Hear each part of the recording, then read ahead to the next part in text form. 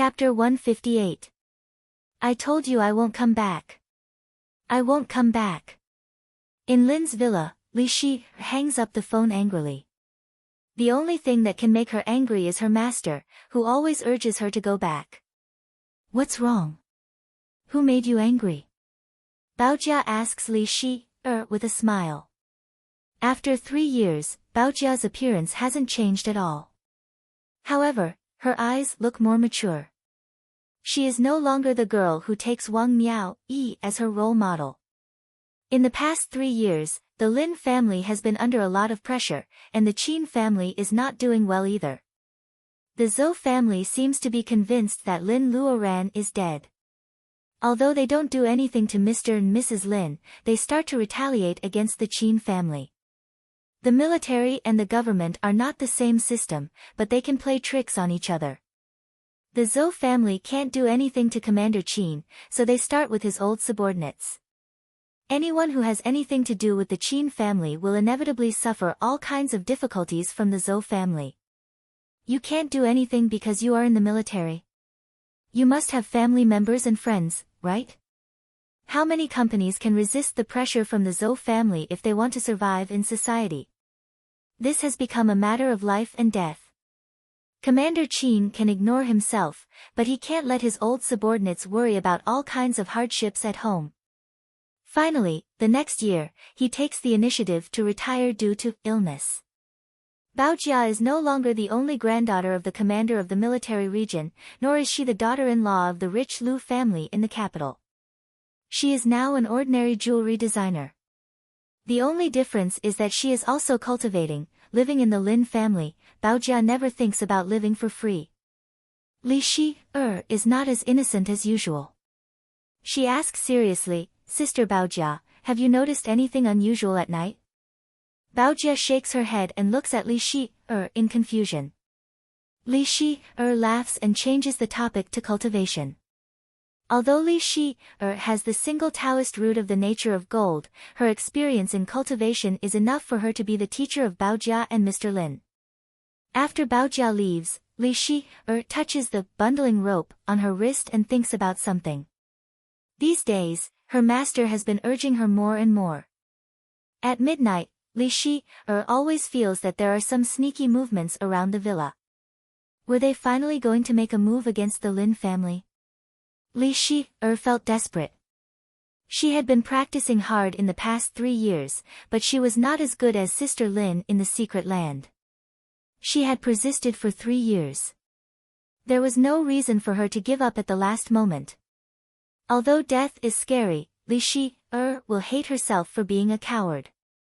Besides, Master wouldn't let her die, right? What about the rest of the Lin family? In summer, the weather in the mountainous area could change at will. One moment, the sky was clear, and the next moment, the horizon would suddenly be covered by dark clouds. The wind made the curtains flutter violently. It seemed that another shower was coming. Li Shi is in a daze. She thinks of a stormy day 3 years ago. The weather was similar to this one. A strange woman in black came. Sister Lin heard something at night and went out. She never came back. Li Shi's eyes are covered with a layer of mist. Sister Lin, she is so tired. Where are you? In the Qingqing Taoist temple, a few miles away from the Lin family's villa. If Li Shi had a higher level of cultivation, she would have found that her disrespectful master was sitting on the armchair. Master Mu is sitting on the top left. He doesn't seem to be happy. Master Gua is still coughing hard. He looks worse than Master Mu. Master Huizhu, the Taoist priest of the Qingqing Taoist temple, is sitting on the top. And is at his side. Although he is still young, he is becoming more and more like the successor of the Taoist priest. In the small Qingqing Taoist temple, all the famous people in the world of cultivation are here. To put it nicely, this is a regular meeting of the world of cultivation. To put it bluntly, they are openly discussing how to divide the Lin family. Master Mu doesn't like to offend people. Master Gua has an old injury. It's okay for him to scold Lin Luoran, but if he really fights, his injury will break out immediately. Chen Yun, the minister of the Special Department of the state of Huaxia, is wearing a Chinese tunic suit. He is a nice guy who smiles at everyone. Although his personal ability is low and he is only one step away from the level of laying foundation, he has a lot of power because of the entanglement of different forces. When Guanjing, Chen Yun's right-hand man, is not here today for some reason. There are only 5 cultivators in the level of laying foundation in the state of Huaxia. Hui Zhu, Master Mu, Master Gua, and Shi Heng, Li Shi, Er's master, are here. In fact, Hui Zhu is in the later stage of the level of laying foundation, so his opinion is the most important.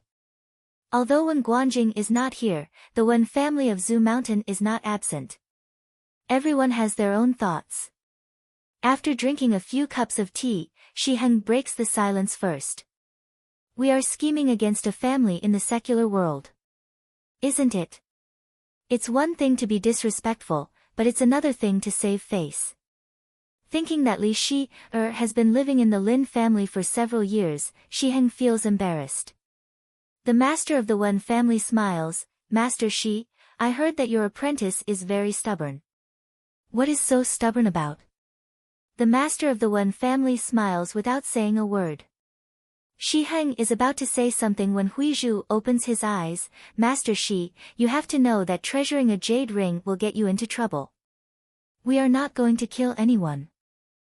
As long as we get the jade ring, we can take care of the Lin family in the future. That adopted son of the Lin family is a genius of the single nature. If we don't train him well, it will be a loss for the world of cultivation. Seeing that Hui Zhu has made the decision, Master Gua suddenly stands up and starts coughing violently. Master Mu sighs. He has a big family to feed. For so many years, the Mu family has been thriving. After 3 years of coordination and suppression, he feels that he is worthy of his acquaintance with Lin Luoran. Lin Luoran is a well-behaved girl. Why doesn't she have any luck? The master of the Wen family smiles and rubs his hands. Why don't you give the child to us? No one wants to let go of a genius of the single nature. Those who are thinking about it don't say anything. Shi Heng snorts in his heart. Zhu Mountain swordsmanship is the right way. Since when does the school of earth have to be robbed? The nature of earth is the most pure and mellow. It has nothing to do with fierce swordsmanship. In the sanatorium in the capital. After 3 years of reconstruction and the elixir provided by his master, the young master of the Zhou family finally stands up. If it were a good person, it would be an inspirational story. As for Zhou Yawei, he has the potential to be a scourge for thousands of years. The young master of the Zhou family is very happy, but his charming master is a little dissatisfied. The power in the blood pool can make her bones and flesh grow again very quickly. However, with her current personal ability, she can't regrow a broken arm. The woman in black is so competitive that she will never go out with only one arm.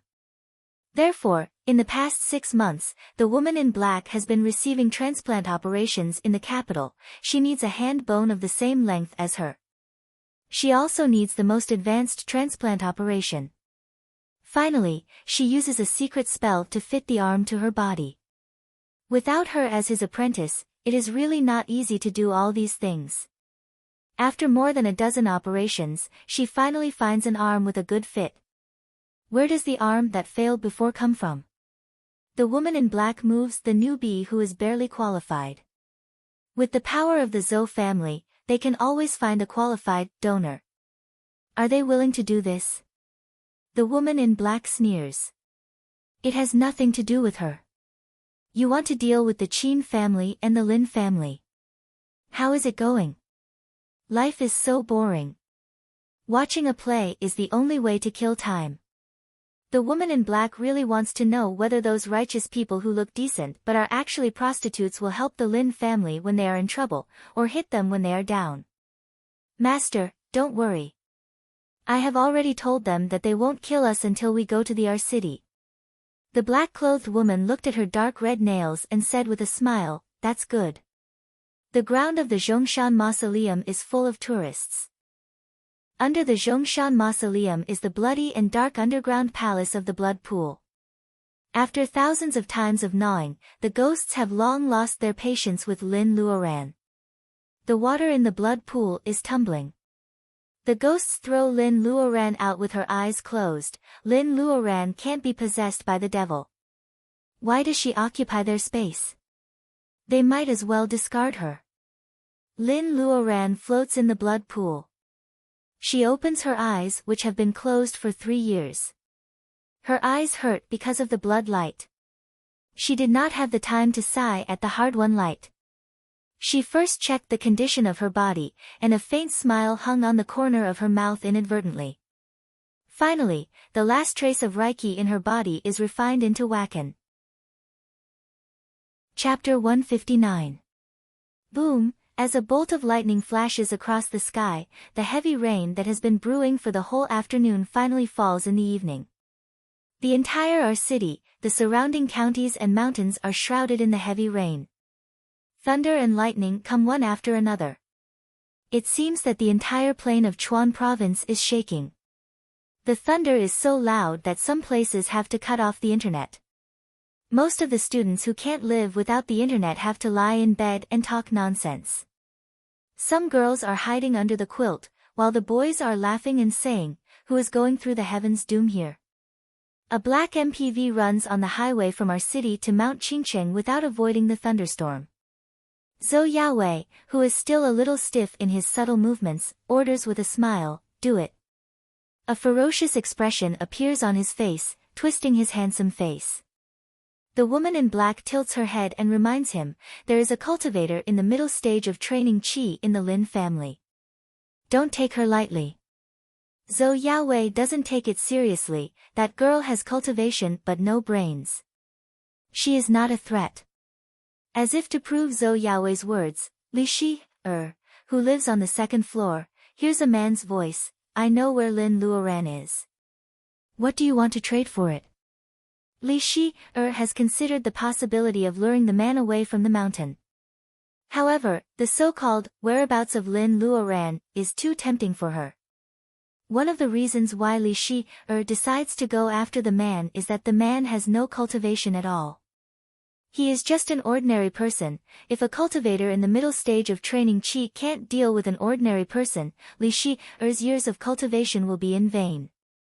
Li Shi, is confident that she can catch the man in 5 minutes. After 3 years, Li Shi's kung fu has finally improved. At least, she can jump out of the villa without being noticed. But why is the man running to the Qingqing Taoist temple? Li Shi, wonders if this is a trick of the Taoist temple.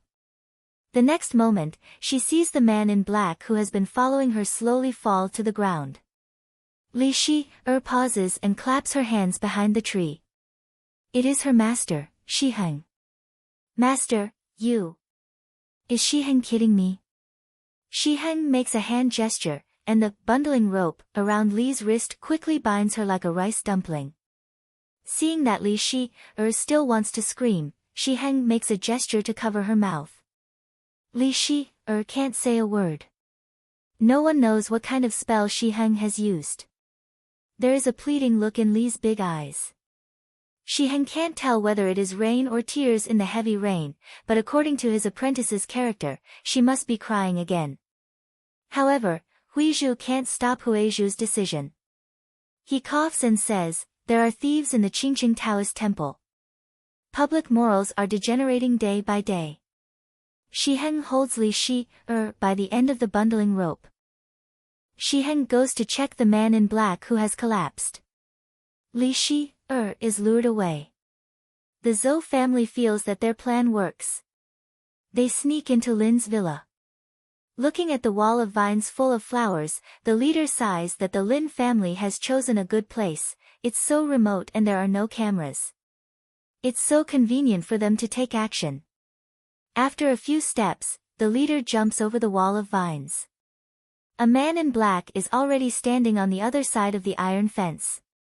He waves his hand, and 3 people behind him immediately jump over. The other 4 don't go in directly. Instead, They go around the back of the villa, climb up a big tree, and sneak into the backyard. The leader makes a gesture to attack, but he finds no one behind him. He feels something is wrong, so he steps back to an angle where he can protect himself. Then he turns around. God, what kind of monster is this? The leader couldn't help but be surprised. The heavy rain poured down, and some faint sounds were covered by the sound of the rain. The beautiful wall of vines behind him unexpectedly came to life and waved its claws like an octopus, quietly entangling his 3 companions behind him. Seeing that they struggled fiercely and seemed to be entangled more and more tightly, the leader felt very strange. Between not alarming the Lin family and saving his companions, he only spent 1 second to make a choice. He has to kill the Lin family as soon as possible. He is horrified. Mr. Lin and Baojia, who are hiding behind the curtain on the 2nd floor, look at each other and see helplessness in each other's eyes. Their personal abilities are too low, and they can only use a little Reiki. They even have to work together to command the iron thorns with natural spiritual plants. They feel helpless and bitter. Fortunately, they are all from the secular world. Even if Li Shi is not here, Mr. Lin and Mr. Lin will be able to take them down. In Baojia's mind, she is a little less confident. Unlike Lin Luoran, she and her father have never thought about learning some external martial arts even though they have been practicing hard in the past 3 years. Otherwise, they won't have to worry about dealing with these people. In the next 10 minutes, Baojia and Mr. Lin play tricks on the people who sneak in. A man in black just flips over to the window and his neck is entangled by the curtain which has been motionless before. It seems magical to the layman. In fact, it is just Mr. Lin waving the metal marbles hanging under the curtain and the marbles drive the curtain into the air. Baojia and Mr. Lin use this trick to take down 3 of the 5 people who sneak into the villa. Baojia and Mr. Lin have mixed feelings about this situation. They are happy that there are only 2 more people, but they are worried that they can only use a little Reiki in their bodies. Each of them can only control a small object once at most. If they can't do it accurately, Baojia looks at the swimming pool. 4 people with the nature of water and wood, the swimming pool is the best place to take advantage of the thorns wall. How can they lead them there? Bang! With a muffled sound, Baojia and Mr. Lin both lie on the ground. A bullet flies over their heads, leaving a neat round hole on the glass. They have guns with silencers. Damn it! Baojia bites her lower lip. They must be from the Zhou family. They break into a civilian's house with guns. The Zhou family is so selfish. Baojia is furious, but at the same time, she feels hopeless. What follows the gunman is Luodong sobbing. They hid him and Mrs. Lin in the basement, but they still couldn't hide. Mr. Lin clenches his fists. One is his wife, and the other is his adopted son. How can he stay calm? Baojia stops Mr. Lin and asks in a hoarse voice, "Tell me, what do you want?" A sneer comes from outside, "Miss Qin, you are smart. We are just small fries. Please wait for a moment. Our master will be here soon." Zhou Yaowei. Baojia's nails almost sink into her flesh. After all, she has brought trouble to the Lin family.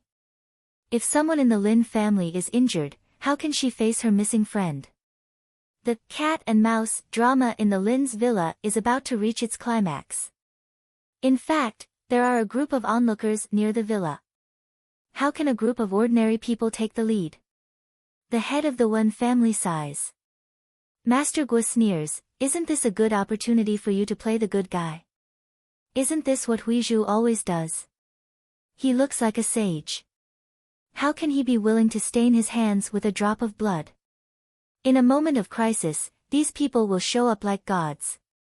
The Lin family may still think that they are good guys. It is so shameful." He and Mu sent the villa to the wrong address. Although they have been friends with Huizhu for many years, they misjudged Huizhu's mentality when he was stuck at the later stage of laying foundation. A bolt of lightning lit up half of the sky. The heavy rain was endless. The internet in Rome City was still disconnected. If it wasn't for the fact that the internet was disconnected, whoever planned to do something to the Lin family would have been alerted by now. A photo spreads on the internet as fast as a virus. Chapter 160. Pei Yuan is a third-year student at the Jinling Institute of Aeronautics and Astronautics. His family is well off, so he doesn't need to work part-time. However, Pei Yuan works as a part-time tour guide every holiday. This year, he has already led several tours to Southeast Asia alone. This summer, Pei Yuan chooses to stay in Jinling to lead tours because of family affairs. Speaking of tourism in Jinling, Zhongshan Mausoleum has become more and more popular in recent years because of the popularity of the Huaxia Condor. For example, the Korean tour group led by Pei Yuan this time consists of a dozen young tourists from South Korea. Young people have many topics to talk about, and of course, they have many novel ideas. For example, this time, their request is very simple. They want to observe the Golden Eagle in Zhongshan Mausoleum alone at night. Although this idea was strange, Pei Yuan had seen more tourists with absurd ideas. Compared with them, this was just a difficult request. Of course, they can't stay in the park. Pei Yuan provides them with tents for the night. They can only camp on the adjacent hill in the afternoon. When the tourists leave, they can get close to the Golden Eagle in the evening. Finally, when the tourists leave, the moon climbs over the willow trees.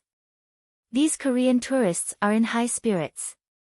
Someone takes out a high-power telescope and looks at the Golden Eagle resting on the archway of Zhongshan Mausoleum. The Golden Eagle in the high-power telescope is shining on its golden feathers, which adds a little gentleness to its awe-inspiring appearance. The Korean man leading the group had a full beard, and he stared at the camera with joy. Goldie is very sensitive. It stares at the direction of the hill, and its eagle eyes are full of arrogance. The bearded man murmured something. Because he spoke too fast, Pei Yuan could only speak simple Korean, so he didn't hear what the bearded man said. Such a majestic golden eagle should belong to our Republic of Korea. A Korean woman in her 20s takes a deep breath. She stares at the golden eagle on the archway with her beautiful big eyes greedily. He just didn't know if his eyelids were cut. Pei Yuan thinks to himself unkindly. He starts to regret leading this tour group. In the past 2 years, the Koreans had become more and more arrogant and moronic. It was one thing for them to apply for the Dragon Boat Festival as a World Heritage Site, but they claimed that everything they saw belonged to them. Even Confucius had Korean blood in him. Hearing the Korean woman's yelling, Pei Yuan has a bad feeling. Fortunately, the Golden Eagle has settled down in the Zhongshan Mausoleum and will not leave. Otherwise, according to the Koreans' thinking, the Golden Eagle will have Korean blood if it flies around the airspace of Korea. As soon as he had this thought, he suddenly realized that something was wrong. Why is everyone else silent? Pei Yuan is relieved when he finds that they set up a camera and take out their mobile phones to shoot. Pei Yuan doesn't need to explain at this time, so he takes out the latest camera phone bought by the tour guide and prepares to take some pictures of the golden eagles under the moonlight as a souvenir of this tour guide. Pei Yuan was just about to put away his phone when he looked at the Korean beside him. He couldn't help but let out a soft exclamation. In Pei Yuan's eyes, the camera frame they have set up has become a prototype of a gun. Not good. These Koreans must be up to no good. Pei Yuan quickly makes a judgment in his mind. Should he pretend not to know, or should he get involved? Reason tells Pei Yuan that it is the best strategy to pretend not to know their purpose and wait for a chance to report the case. However, college students like him are all hot-blooded at the critical moment. It is impossible for him to be rational. Besides, when Pei Yuan is hesitating for a few seconds, the stupid Korean woman turns around and says to him with a faint smile, "Mr. Pei, it is better not to see some things." Pei Yuan smiles reluctantly. These Koreans really want to get the golden eagle. Do they want to kill it or to keep it alive? How can they transport it back to China if it is alive? There must be a mole colluding with them. Such a big golden eagle can never go out without a mole, damn it. What should he do now? Pei Yuan now realizes that it is a big mistake not to learn some self-defense skills. Unfortunately, it is too late at this moment. The bearded man has already picked up the long barrel and aims at the golden eagle. It doesn't look like a weapon of mass destruction, but more like a tranquilizer gun. Pei Yuan steps forward and the big-eyed Korean woman also steps forward and stands beside him. They are ready to stop him at any time. Pei Yuan could only watch the anesthetic needle, which was thicker and longer than an embroidery needle, shoot the needle tube at the golden eagle. Dodge it. Pei Yuan is short of breath. As a student in Jinling, he has heard many rumors about the golden eagle. Pei Yuan believes that this brave golden eagle can dodge it. Why doesn't it dodge? Pei Yuan is puzzled. In fact, for Goldie, the tranquilizer gun is even more useless than a mosquito. It used to be a strange bird that was not afraid of the golden blade spell, a middle-rank training chi spell of the nature of gold. How can it care about this ordinary iron tranquilizer gun? However, this was still a provocation to him. Lin Luoran once told Goldie not to hurt human beings at will, but she never said that it can't fight back when provoked. Little Gold spread its wings and was about to fly over to kill these zerglings that dared to provoke the majesty of the golden hawk. However, a familiar aura suddenly appeared, causing Little Gold to stop flapping its wings. This is... Goldie is at a loss. It has been waiting for this moment for 3 years. Maybe it is just an illusion. Pei Yuan screams. The Bangzi hold the guns in their hands and feel nervous.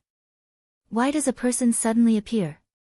A slender hand casually caught the anesthetic needle and threw it on the ground. Under the moonlight, Lin Luoran's face is blurry. However, Goldie will never mistake her for its master because of the connection in the depths of her soul and the isolation of the blood pool in the dungeon. She is back. Goldie, who has become more and more dignified recently, instantly turns back into the silly, cunning, and spoiled eagle. It stands still and waits for Lin Luoran to come closer. The Koreans don't see how Lin Luoran catches the tranquilizer gun. They think that someone comes out to steal the golden eagle.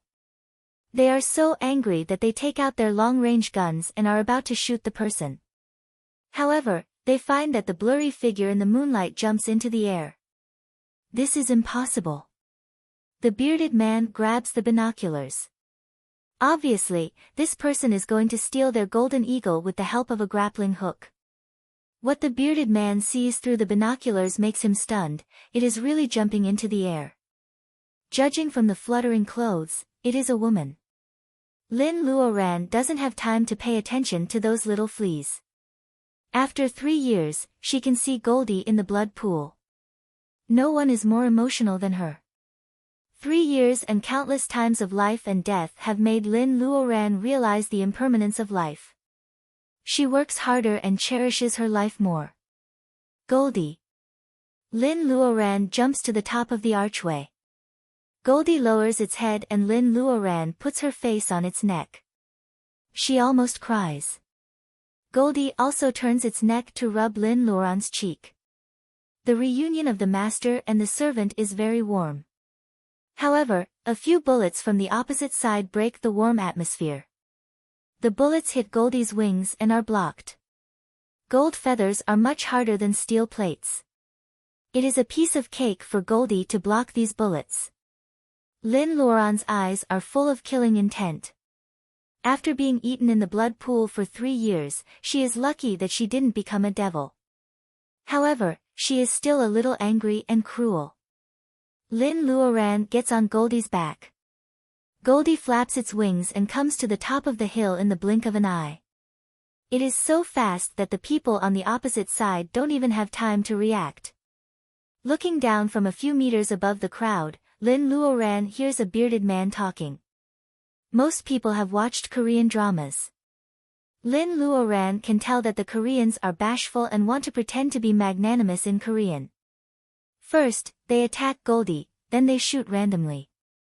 If these people are good people, then who is bad in the world?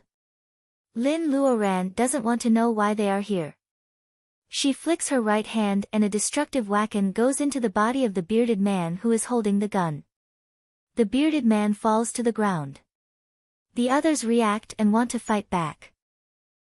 However, Lin Luoran knocks down all the people who try to fight back. This is the spiritual power, which is different from the spiritual power that went into Mu Tiannan's body before. The destructive power of the two is more than one level higher. The most important thing is that although there is only a trace of this tricky spiritual power, it will stay in their bodies until they die and will not dissipate. It is a bit like the life and death notes of Tian Shan Tong Lao. Now there is only a man who looks like a student. As soon as Lin Luoran raises her hand, the boy shouts, "I am from Huaxia. I am a student of Jinling University of Aeronautics and Astronautics. I am not with them." Lin Luoran says calmly, "Since you are from Huaxia, why are you colluding with these foreign fleas?" Pei Yuan is in a daze because of the woman in ancient costume who is riding on a golden hawk and suspected to be the goddess of heaven. If it is not related to his life, he will even forget to speak for a while. His eloquence as a tour guide saves him at this critical moment. Pei Yuan explains the situation to Lin Luoran. Lin Luoran says to herself, "Killing people scares this student. Hey, I say, hand them over to the police. Can you do that?" Pei Yuan nods. Lin Luoran doesn't care whether they will be bailed out or not. Anyway, when the tricky whack-in in these people is activated, they will die. At this moment, Lin Luoran is eager to go home. She is not in the mood to talk to this ordinary student. She has been through life and death, so she is more casual. Things like disturbing the secular world should be left to the so-called special departments and the decent schools. It has nothing to do with her. Lin Luoran touches Goldie's neck. Goldie spreads its wings, which are 7 or 8 meters long, covering the moonlight. Pei Yuan shouts, "Fairy." Lin Luoran sits on the hawk's back and turns her face to him.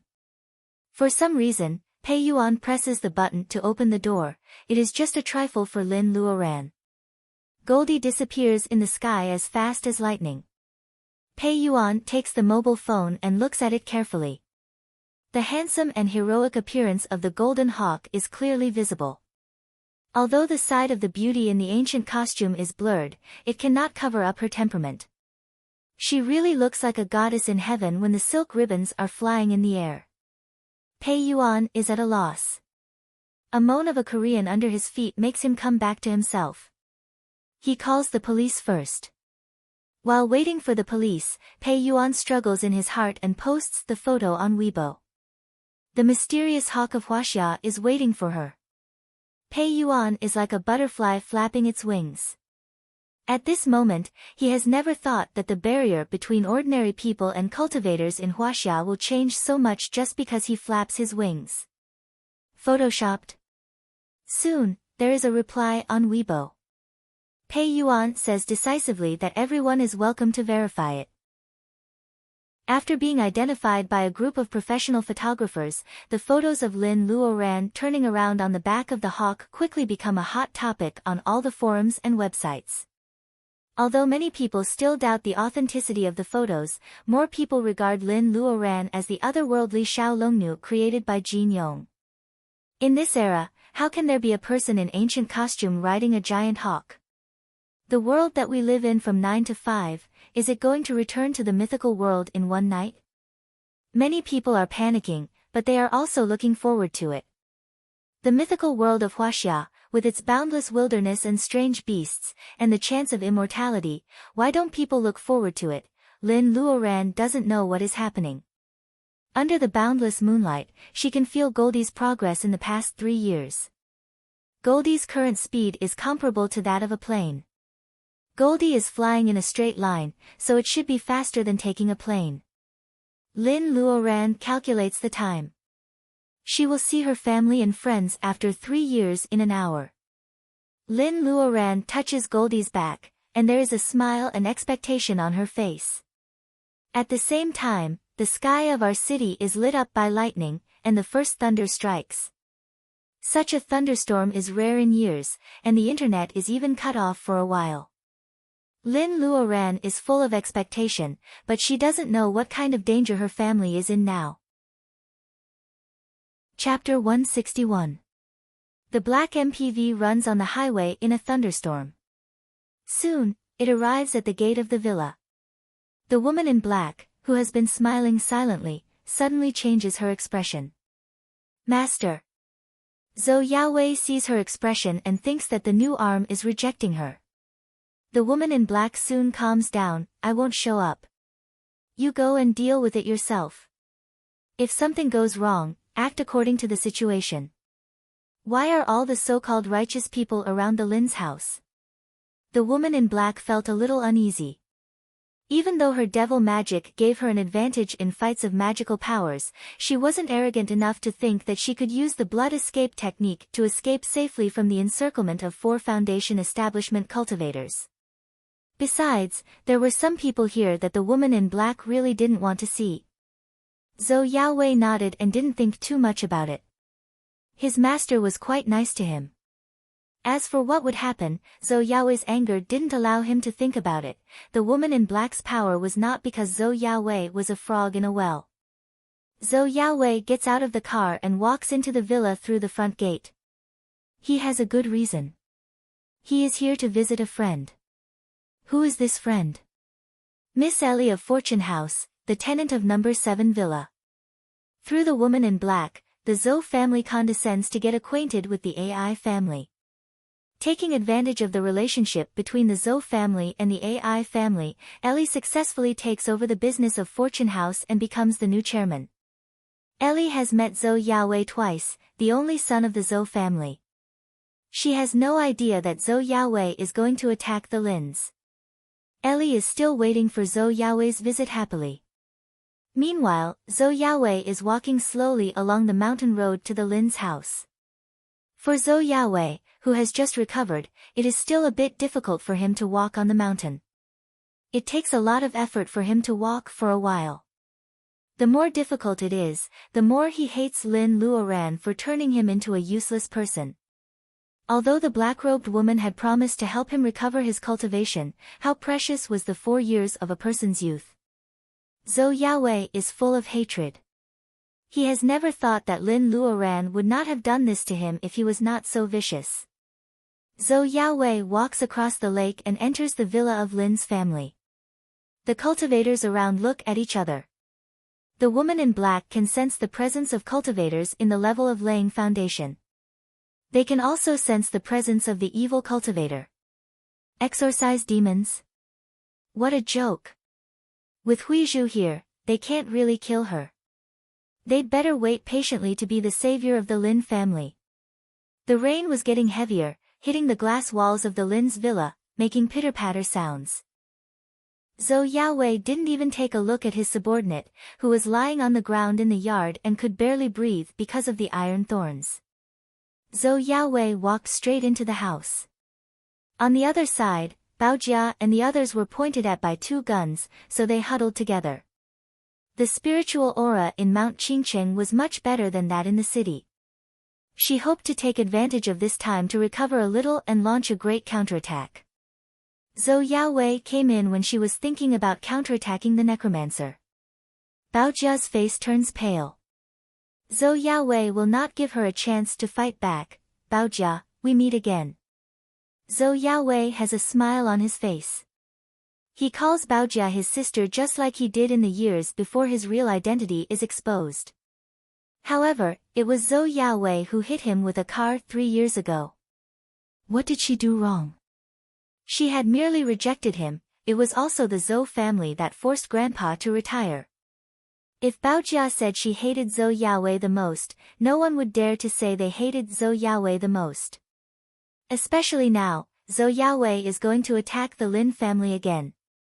Hearing Zhou Yaowei calling her sister, Baojia glares at Zhou Yaowei. Zhou Yaowei swaggers on the sofa of the Lin family.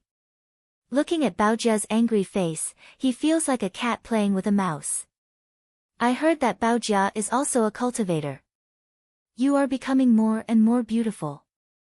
It's a pity that you are still suppressed by a useless man like me. What Baojia said was normal, but Zhou Yaowei made it sound obscene. Baojia's eyes turn red. For a moment, she really wants to kill Zhou Yaowei with a blow. But how did the saying go? Apart from your friends, the ones who understand you the most are your enemies. Zhou Yaowei looks at Baojia's expression disapprovingly. He points at Luodong, who is hidden behind the three of them. I advise you not to act rashly, Baojia. Zhou Yaowei's eyes are full of lust. He is not a lecher. He is just a man facing a woman he can't wait to be with. He suddenly takes the dominant position. The only way to satisfy Zhou Yaowei is to take revenge in the most direct and cruel way for this woman to humiliate him. After humiliating her, should he refine elixirs, or use her as a long-term stove? This is a problem to consider. Zhou Yaowei becomes more and more proud of himself. He steps forward and touches Baojia's face frivolously. He is very satisfied with the delicate touch. Mr. Lin, who has been forbearing for 3 years, can't stand it anymore when he sees Baojia, who is like his second daughter, being flirted with. He makes a move. Bang! One of Zhou Yaowei's men shoots through Mr. Lin's arm. Mr. Lin. Old man, Dad. Dad, 3 screams are heard. Mrs. Lin is in tears and Luodong is terrified. He remembers the days when he was abused before he was saved by Lin and Luodong. The bullet not only pierces through Mr. Lin's arm, but also hits his tendon. If he doesn't get treatment in time, Mr. Lin's right hand will be disabled. You don't know what's good for you. Zhou Yaowei pulls out another gun and shoots at Mr. Lin. No. Baojia can't stop crying. She cries. After the gunshot, there is blood all over the ground. Mr. Lin curls up and rolls on the ground. It turns out that Zhou Yaowei only shot his limbs. Although his body is covered with blood, it is not fatal. Zhou Yaowei, you will die a horrible death. Baojia bites her lips so hard that they are bleeding. Zhou Yaowei is not so kind. He will never stop until he tortures the Lin family and herself. It's better to die. Baojia thinks desperately. Before she dies, she wants to drag Zhou Yaowei down with her. She doesn't care about Zhou Yaowei's death or what will happen to the Lin family. Anyway, Zhou Yaowei will not let them go. A small mass of Reiki is gathering in Baojia's body. If she pushes Zhou Yaowei into the water, she is sure that she can drown Zhou Yaowei before the 2 gunmen kill her. When Mr. Lin is injured, Master Gua is about to help but is stopped by Master Mu. Master Gua, let me do it. These so-called cultivators don't even have the basic conscience. They work so hard to beg for the Tao of nature. How can such people succeed? Master Mu can't stand by and watch. Even if he has to ruin Huizhu's plan, he doesn't care about his good reputation. A mass of fire appears in his hand. He just needs to point at the scumbags in the room and they will be turned into ashes. Huizhu looks at Master Mu with dissatisfaction. Master Mu pretends not to see it. He moves his fingers slightly and the fire is about to pour down. In the thunder, there comes a hawk's cry. Master Mu's hand stops for a second. In the pouring rain and the roaring thunder, he is not the only one who hears the hawk's cry. All the cultivators temporarily put down the Lin family and looked up at the sky. The sound of the eagle was secondary. They also felt an aura that only a foundation-building cultivator could have. The hawk flies freely in the lightning and comes to the top of the villa in a moment. Under the heavy rain, the person on the hawk is covered with a layer of hazy light, which keeps the rain away.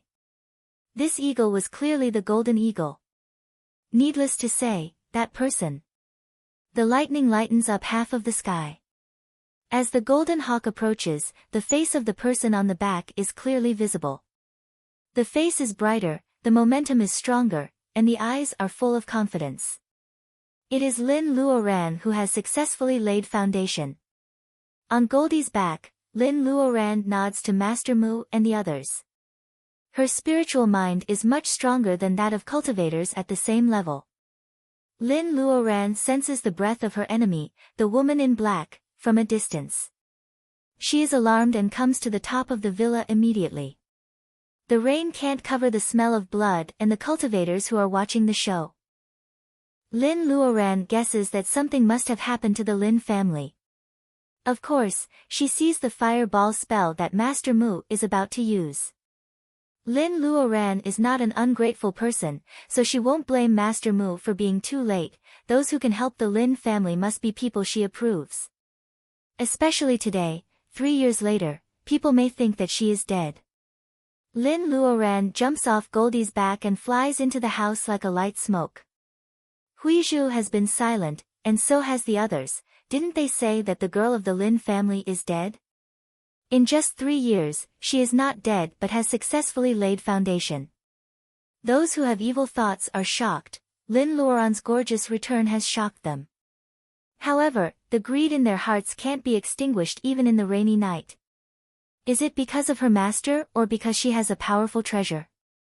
Fortunately, no matter which one it is, they haven't done anything to the Lin family yet. Things can still be covered up and it is not too late to mend the relationship. These cultivators think that they are right. Seeing that Lin Luoran is back, Master Mu and Master Gua are no longer worried and leave. Only Huizhu's mind was clear. These things probably couldn't be covered up anymore. The peaceful days of giving books and returning wine are gone forever. Huizhu's Taoist heart is far stronger than that of ordinary cultivators. Otherwise, he wouldn't be the only one who has reached the late stage of laying foundation on the earth. He wants to advance. What's wrong with that? Lin Luoran is not in the mood to care about what these people think. She flies into the house like a light smoke. What she sees is Mr. Lin lying in a pool of blood, Mrs. Lin's tears, Luodong's fear, and Baojia's resolute calmness. The momentum of Lin Luoran makes everyone quiet down at the same time before they can see her clearly. They all turn their eyes to her. What a beautiful woman.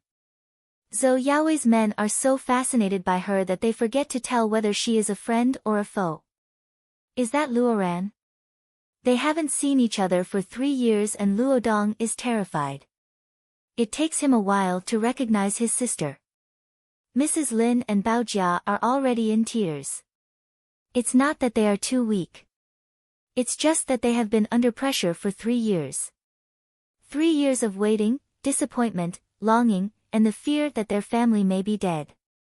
At this moment, they are all in tears. Zhou Yaowei steps back and almost falls down. Impossible. You are dead.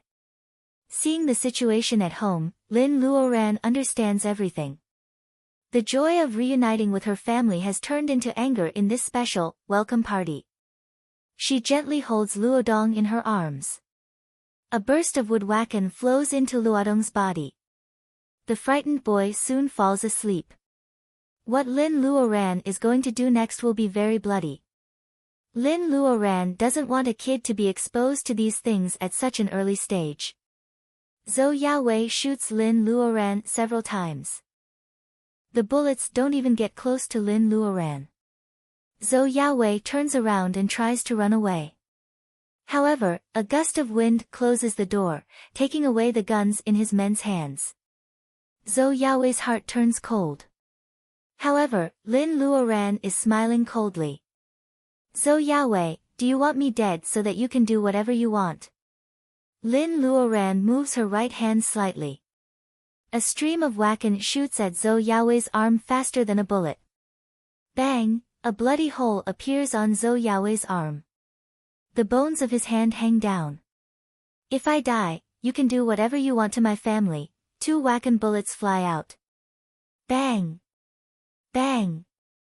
This time, they hit Zhou Yaowei's left arm and thigh. Zhou Yaowei is paralyzed on the ground. The sharp pain makes his face twist. Shooting through other people's limbs gives him a perverted sense of satisfaction. However, when it comes to himself, it hurts so much. Lin Luoran takes 2 steps forward and looks down at Mr. Zhou, who is now a pile of rotten meat. Lin Luoran smiles charmingly like a man-eating flower, but, what should I do? I came back alive. Chapter 162. In order to respond to the call of the readers in the book review section and avoid further resentment towards Bao, today there are 2 chapters. Wow, Zhou Yaowei is now a pile of rotten meat. The scene is so bloody that Mrs. Lin is timid and she almost vomits. Lin Luoran restrains the 3 of them. She checks Mr. Lin's injury and takes out the bullets. Then she casts a healing spell of the wood. It is difficult to cast this spell in the later stage of training Qi. Now, with Wakan, which is 1 level higher than Reiki, it is effortless for her to cast it. Mr. Lin's bleeding stops and his wound is healing slowly from inside to outside. Spell is not magic and it can't regenerate flesh and bones. It can heal, but it is a slow process. Mr. Lin's condition looks serious, but it is actually just an external wound. He will recover in a day or 2. After treating Mr. Lin and comforting Mrs. Lin, Lin Luoran sends the 3 of them back to their bedroom. Then she has time to deal with Zhou Yaowei and his men. The heavy rain that had been raining for half the night had stopped. The moon rises out of the clouds again, shining on Mount Qingcheng which has been washed clean by the rain.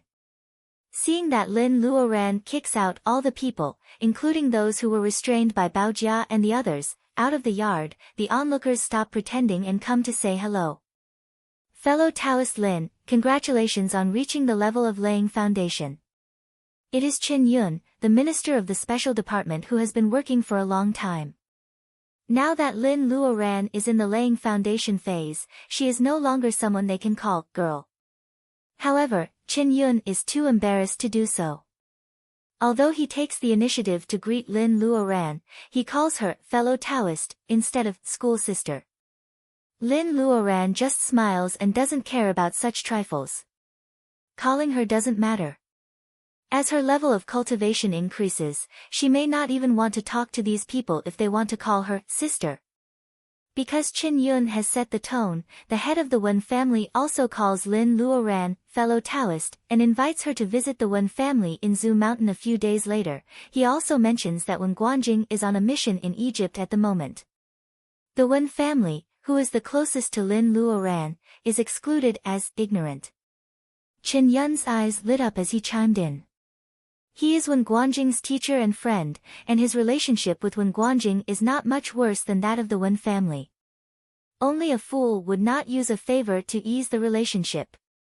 No matter what they say, Lin Luoran smiles and nods. She seems to be easy to talk to, but in fact, she is very cold. Huizhu and Lin Luoran just said, "Congratulations," casually. Even if Lin Luoran is dissatisfied with what they did tonight, she can't kill them one by one. She can only endure it. Moreover, she had another idea, which was to collect some interest from these people. Fellow Taoists, I've just returned home today, and I still have some family matters to attend to. It's a pity that I can't discuss the Tao with all of you under the moonlight. However, I've been in seclusion for 3 years, and I've gained some insight into the Tao of alchemy. I'm preparing to sell a batch of spirit pills in the next few days, and I'll announce what I'm exchanging them for on the forum. Even Huizhu pays attention to Lin Luoran's words with a smiling face. Spirit pills. Cultivators are also human beings. They suffer from injuries, unstable states, and other problems just like ordinary people. It's not hard to imagine their desire for spirit pills. How many years had it been? Ever since the path of alchemy had disappeared, the number of spirit pills they possessed was truly one less after each use. They had long since run out of stock. Even Huizhu doesn't have high expectations for Lin Luoran's skill in alchemy, but he also hopes that Lin Luoran can make spirit pills that can help him break through the bottleneck of the level of laying foundation. Of course, Huizhu's idea is just to appease his hunger. Even if Lin Luoran can really make spirit pills, why should she help him to break through the level of bearing essence? It's like setting up a mountain for himself that he can never climb over. Only a fool would do that. Lin Luoran asks them to leave easily, and then announces the news that she is preparing to sell spirit pills. Even though they are driven away, they leave with a smile. As soon as the cultivators step out of the gate of Lin's villa, Lin Luoran checks on Zhou Yaowei, who has been ignored for a long time. TSK, in a situation where 3 of his limbs were destroyed and he couldn't stop the bleeding, he was still breathing. His vitality was indeed as shocking as a cockroach. You can't kill me. My master won't let you go. Zhou Yaowei's face is twisted, and he is barely breathing. If he doesn't mention the woman in black, Lin Luoran will only get angrier. After 3 years of being gnawed by the blood pool, even though she still succeeded in building her foundation, without these 3 years, as long as she could concoct the foundation building pill, she could have built her foundation even faster and safer. At that time, the pain of having her flesh and blood gnawed by the blood pool, and the lifelong regret of losing her loved ones was not something that a yin's error and yang's mistake foundation building could easily forget. There is a small spell in the level of laying foundation called voice shaping. It is not difficult to make one's voice heard by another person within a distance of 10 miles. Lin Luoran casts a spell with her right hand, and the shadow of a conch appears on her fingers. Lin Luoran uses her spiritual mind to feel the location and says, "Your apprentice asked you to save him. Will you do it or not?" The woman in black giggles, "I can have as many apprentices as he is. Useless people don't deserve my help. Just kill him." The woman in black hangs up like hanging up the phone. Lin Luoran can feel that the MPV is leaving, but she doesn't chase after it. It would be best if she could get revenge as soon as possible. However, Lin Luoran doesn't do it because she is not 100% sure. At this moment, Lin Luoran knows how important she is to the Lin family. Her life is no longer a personal matter. If she is not sure that she can kill Zhou Yaowei with one strike, she won't show her real strength. Hearing the woman in black's words, Zhou Yaowei's face turns pale. He tries to calm down and tries to move with his broken limbs. "The Zhou family will never let you go, the Zhou family." The first thing that comes to Lin Luoran's mind is Mrs. Zhou, who was wearing a red suit in the corridor of the hospital when Baojiao was seriously injured. Lin Luoran already disliked the Zhou family back then. In this case, Lin Luoran has to kill Zhou Yaowei's parents as well. Lin Luoran is venting her anger on Zhou Yaowei. However, strictly speaking, it is not. There is a saying that goes, "If you don't teach your son well, you will ruin the whole family for the rest of your life." How can Zhou Yaowei's parents know nothing about this? Lin Luoran condenses a bullet of Reiki and pierces Zhou Yaowei's leg, which is still intact. She lowers her head and says, "Don't worry. The Zhou family will be with you soon." Zhou Yaowei's eyes are wide open. A ball of fire suddenly appears in Lin Luoran's hand. Zhou Yaowei's last thought is, how did the young master in the capital who indulged himself in debauchery end up like this? Of course, no one will answer Zhou Yaowei's question. As soon as the ball of fire touches Zhou Yaowei's body, it spreads all over his body. Weak and powerless, Zhou Yaowei only has time to cry before he is surrounded by the fire and turns into ashes. The cultivators who haven't walked far on the path in the forest frown. Lin Luoran seems to have changed a lot since she came back. She is a little cruel. Only a kind person can be bullied. This is not good news. Lin Luoran raises her head and looks at the direction where the cultivators are leaving. She sneers, "The master and his apprentice are hateful, but these hypocrites are not any better. Let's wait and see." Zhou Yaowei's henchmen can't move, but they can hear and see. What's more, they can see with their own eyes the power that goes against their common sense, and the little boss is killed. Zhou Yaowei's henchmen are so calm that they don't pee in their pants. Lin Luoran doesn't want to scare these small fries. She gives each of them a ball of fire. Seeing that his men are killed one by one, the leader closes his eyes in defeat. He waits for a long time, but Lin Luoran's ball of fire doesn't fall. He opens his eyes and sees that the evil woman has walked to the door. Go back and tell Zhou Yaoi's parents to wait for me. A gust of wind blows. The leader rolls out of the gate of Lin's house like a rolling gourd. He stops when he is about to fall into the lake. This sudden survival almost makes him cry with joy. Although it is very likely that he will die if he goes back to the Zhou family, it is better than dying without a corpse. The leader gets up. He stumbles down the mountain as if he is being chased by a dog. Lin Luoran casts a cleaning spell and gathers the blood stains in the house and the ashes of Zhou Yaoi's men into a ball. Lin Luoran sends the ball of fire away with the wind. The whole house becomes a clean and refreshing mountain villa again. Why does she inform the Zhou family? In fact, sometimes killing a person is not the most painful way.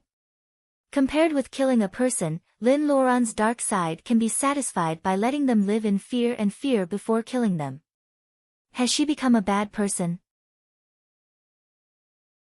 Chapter 163. Because of the fright last night, Mrs. Lin doesn't wake up until 8:00 the next morning, which is obviously not in line with her biological clock. Mrs. Lin remembers the dream she had last night and feels ridiculous. Why did she dream that someone kidnapped them with a gun? However, at the end of the dream, her daughter suddenly falls from the sky. Mrs. Lin's eyes are full of tears again. So what if she is kidnapped? If she can really see her daughter who has been missing for 3 years, she will accept the nightmare. Mrs. Lin sighs. She looks at the time and then at Mr. Lin who is sleeping soundly next to her. She gets up quickly to make breakfast. However, when she opens the door, she smells the aroma of food. Mrs. Lin doesn't pay attention to it. Maybe Baojia got up and made breakfast. However, when she passes by Baojia's room, the door is ajar.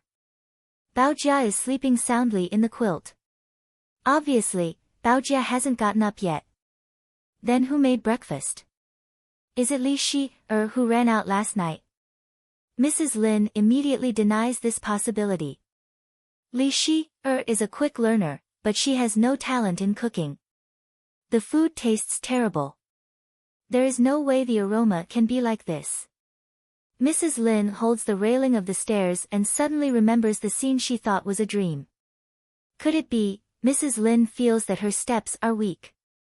Thinking that the dream may be true, she is both hopeful and afraid of greater disappointment. Holding the railing, Mrs. Lin walks down step by step. In the dining room, there is a plate of steamed buns, several bowls of congee with pork and century eggs, and several plates of side dishes. The aroma of food comes from the table. There is a clanging sound in the kitchen. After a while, Lin Luoran comes out with a plate of cucumbers. She says, "Mom," and her voice is choked with sobs. Mrs. Lin pinches her hand. It is not a dream. She steps forward, hugs Lin Luoran and bursts into tears. Lin Luoran tries hard to comfort her mother.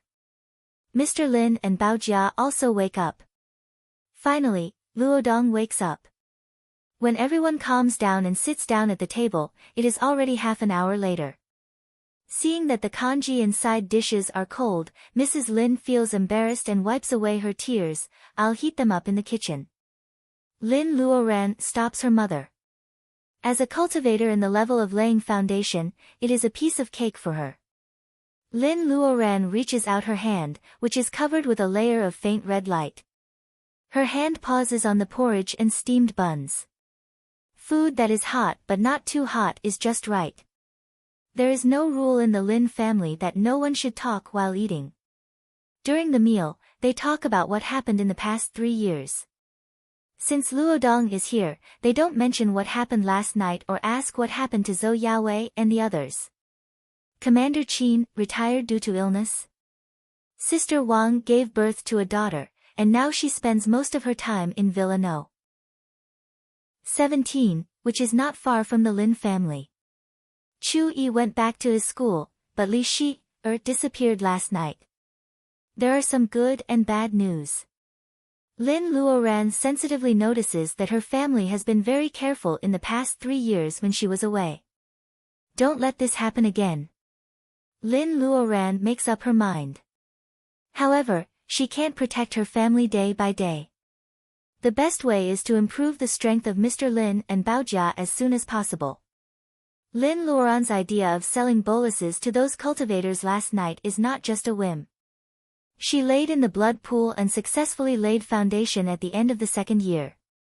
However, because Reiki in her body hasn't been completely transformed, she can't even move, let alone come out.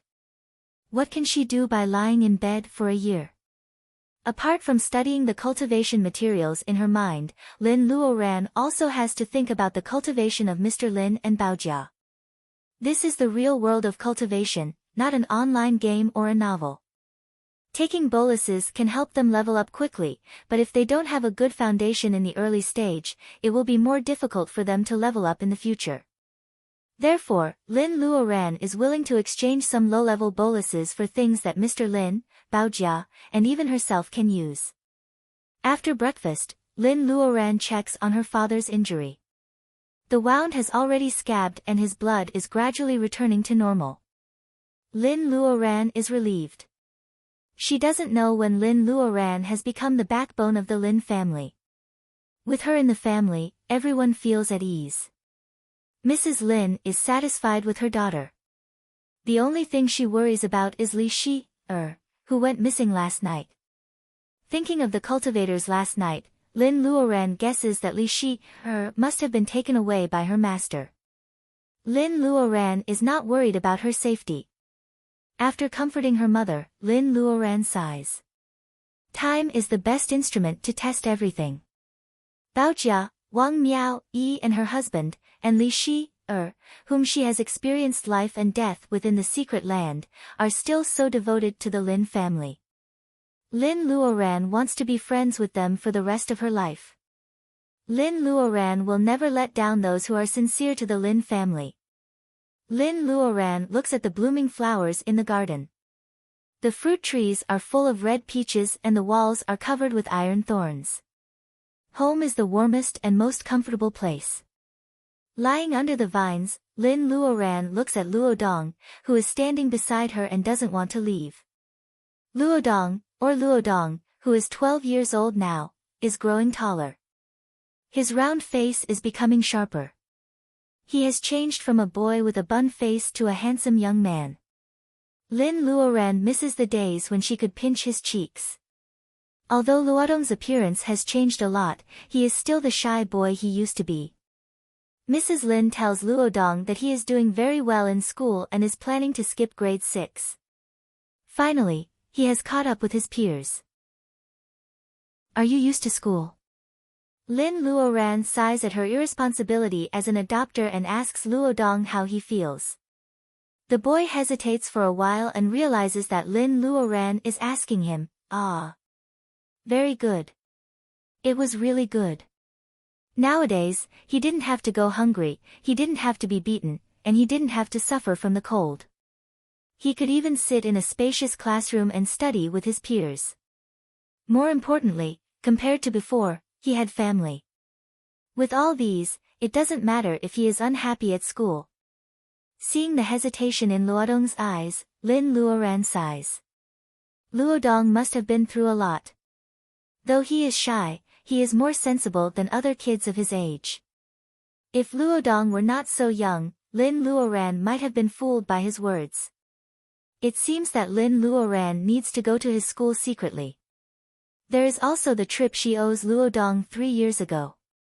Lin Luoran has a lot of things to do when she comes home. Sister, can I learn magic spells? The adults don't mention it, but it doesn't mean that Luodong has forgotten what happened last night. He is a young man. How can he wait for Sister Baojia and Sister Lin to protect him every time? It turns out that Luodong has been guarding Lin Luoran because of this. Lin Luoran doesn't know whether to laugh or cry. Luodong thinks that he is charming. Luodong has been curious about cultivation since he was a kid. He has the single Taoist root of the earth. If Lin Luoran doesn't teach him cultivation, it will be unreasonable. However, facing Luodong's expectation, Lin Luoran shakes her head slowly. Luodong is disappointed. Sure enough, he is just an adopted kid. How can he learn magic spells so casually? Looking at his face, Lin Luoran knows that this sensitive kid is thinking too much. She explains, you can't learn it now. You can decide when you are 18. Luodong's eyes light up again. Lin Luoran laughs. She doesn't mean to tease him. It's just that the road of cultivation is difficult. Even she is still groping for it. She doesn't know what the road ahead of her is, it is a thorny road. Without great perseverance, determination, and luck, how far can one go? Luodong is adopted by the Lin family. Of course, it is his lucky chance. However, Lin Luoran hopes that when Luodong is older and able to take responsibility for his life, Luodong can choose whether to cultivate or not. Lin Luoran doesn't want Luodong, who she regards as her younger brother, to regret the choice he made when he was young when he felt the danger of cultivation. She doesn't want Luodong to regret the choice he made when he was still young. Life is so short. If one day Lin Luodong chooses not to cultivate, Lin Luoran can make him rich and have no worries about food and clothing. Isn't that a better life? As for Mrs. Lin's Taoist root, Lin Luoran worries about it. Lin Luoran is now in a dilemma. She can choose whether she wants to be like Luodong or not. Mr. Lin and her daughter are both cultivating. Without Mrs. Lin, even Lin Luoran can't accept it, let alone Mr. Lin. Lin Luoran is still thinking when she hears a bell-like laughter from the door. She is so absorbed in her thoughts that she doesn't notice that someone is at the door. A little girl in a pink dress giggles and rushes to Lin Luoran. No, to be exact, she rushes into Luodong's arms. The young man peeks at Lin Luoran and pinches the little girl's face. Two adults are standing at the door, looking at Lin Luoran in disbelief. They are Wang Miao Yi and her husband, who were invited to dinner by Mrs. Lin but didn't tell them the truth on purpose. Fatty Chui rubs his eyes. Honey, am I sleepy? Wang Miao Yi pinches Fatty Chui with red eyes. She steps forward and doesn't know what to say. After a while, she says, I'm glad you're back. Their friendship turns into this simple greeting. The little girl looks at the new beautiful aunt curiously and looks at Fatty Chui in confusion. Fatty Chui feels so proud and quickly takes over his 2-year-old daughter from Luodong's arms. Luodong is so good at deceiving his innocent daughter with cuteness. Tuanzi, this is Aunt Lin. Fatty Chui is under pressure to teach his daughter to call Lin Luoran aunt. Lin Luoran is getting younger and younger. She looks like she is in her early 20s. Lin Luoran looks at Fatty Chui's hesitant look and smiles. Brother Chui, the jade boxes I ordered 3 years ago should have arrived by now, right? Wang Miao Yi smiles through tears and Fatty Chui scratches his head, assuring that the Chui's jade shop is trustworthy. Chapter 164. Lin Luoran gets the jade box from Fatty Chui the next day. However, during the 3 years when she was lying at the bottom of the blood pool, the 100-year-old Polygonum multiflorum is more than 1,200 years old. Polygonum multiflorum over 100 years old is between a tonic and a spirit medicine. Lin Luoran sells it on a large scale. She is lucky to find a batch of white-year-old wild Polygonum multiflorum, but it is not unbelievable. Moreover, she just came out of the secret land, so it is reasonable for her to get something from the medicine dealer. However, a batch of 1,000-year-old Polygonum multiflorum. Lin Luoran doesn't even dare to think about it. In this day and age, no one has a batch of 1,000-year-old spirit medicine. She doesn't need to take it out. As long as she leaks the news, those cultivators who have finally given up will be greedy again. They will destroy the small Lin family regardless of anything else. Lin Luoran's personal ability is between the early stage of laying foundation and the magical effect of the clear sight. She still can't see through Huizhu's personal ability. Therefore, she is almost sure that Huizhu is at least in the late stage of laying foundation. As for whether he has completed the laying foundation or not, Lin Luoran doesn't know. Never underestimate any enemy. The suffering in the blood pool has made Lin Luoran mature a lot. She would like to see Huizhu as a mountain marked with the personal ability of the late stage of laying foundation. It is always right to imagine the mountain to be steeper and make better preparations for climbing the mountain. As for the woman in black, Lin Luoran purses her lips.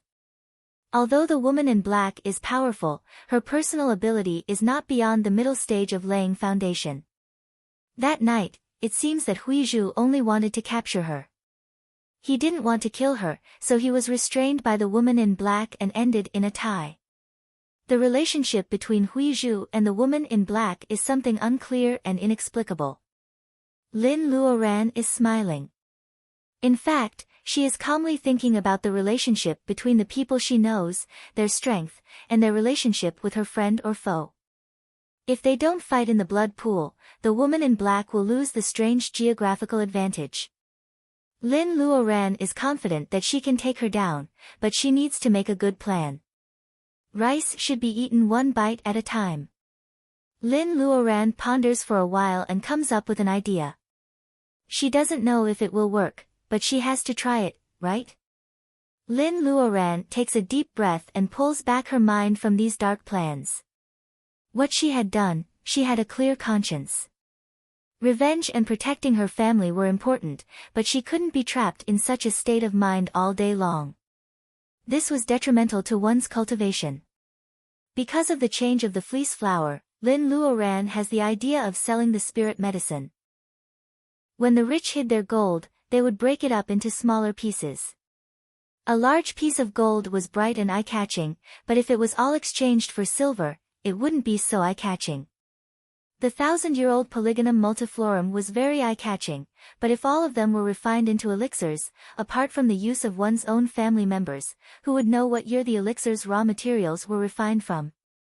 It was common sense in alchemy that a 1,000-year-old Polygonum multiflorum was equivalent to 1,000-year-old Polygonum multiflorum.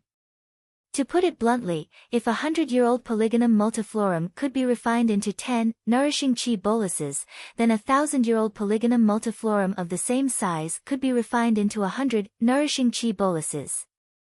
Of course, except for Lin Luoran, who dared not to use the treasures openly, no one would use the 1,000-year-old spirit medicine to refine low-level elixirs such as nourishing chi boluses. The reason was simple. It was easy to use the 1,000-year-old spirit medicine to exchange for 100-year-old ones, but when one really wanted to refine high-level elixirs, even a 100-year-old spirit medicine couldn't make up for the special effect of the 1,000-year-old spirit medicine. Lin Luoran pondered for a while, and a confident smile appeared on her lips. Now that she had seen their true colors, she wouldn't be a fool like the boy of wealth. The elixirs she sold must be exchanged with materials. What could they exchange with? Jade. Jade. And only jade materials. These things contain a lot of reiki. As long as they are not special warm jade or cold jade, they are the only things in the world that can be absorbed by the Taoist root regardless of the nature. It must be a gift from God to cultivators. It's a pity that the Tao of heaven is in chaos, and this gift is as unstable as a bomb. That's why cultivators have to practice hard without elixirs or spirit stones. Violent reiki? Lin Luoran glanced at the bead. This is not a problem for her at all. As long as there are enough jade materials, the artificial spirit stones that Lin Luoran transforms in one night should be enough for Mr. Lin and Baojia to practice for a long time. Lin Luoran originally planned to collect them by herself, but now she has figured it out. Why not become a farm owner? She only needs to pay a small reward, and countless cultivators will go to find jade materials for her. As for how many forces from the state of Huaxia will come to Myanmar, and whether the world of jade will be reshuffled, it has nothing to do with her.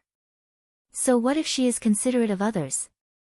Kindness will only make others feel that she is weak and easy to bully. She might as well be a black-hearted merchant for once. There is another thing that makes Lin Luoran happy. With her success in laying foundation, the space has expanded by 2 plots, and the planting area has reached 1 acre. Lin Luoran now plans to do the elixir business. The original plan remains unchanged, and the extra 2 plots of land will be used to plant spirit herbs and spirit medicine. She couldn't be a fool for the rest of her life. When the new spirit herbs could be used as medicine, she would be able to replace the older ones. In this way, she could plant them one after another. Only in this way could she not waste the spirit herbs and make the best use of the space.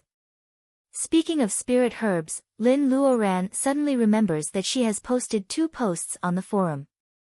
Now she only has the newly planted fleece flower and the 1,000-year-old fleece flower. She doesn't have the 100-year-old fleece flower for exchange. She quickly logs into the forum. Her account and password are still correct, but the 2 posts have already sunk to the bottom. Come to think of it, everyone thinks that she is dead. Naturally, the trading posts she posted are impossible to fulfill. Lin Luoran doesn't want to miss anything, so she reads the posts about exchanging the 100-year-old fleece flower. As expected, most of the replies are useless. Only a few are useful. Some replies tentatively ask Sister Lin what she wants, but she doesn't reply for a long time, so they give up. Of course, there are also some young people who entered the secret land with her. They are worried and ask if Lin Luoran is safe. Calculating the time, it should have been the 2nd year after her accident. Lin Luoran doesn't know them well in the secret land.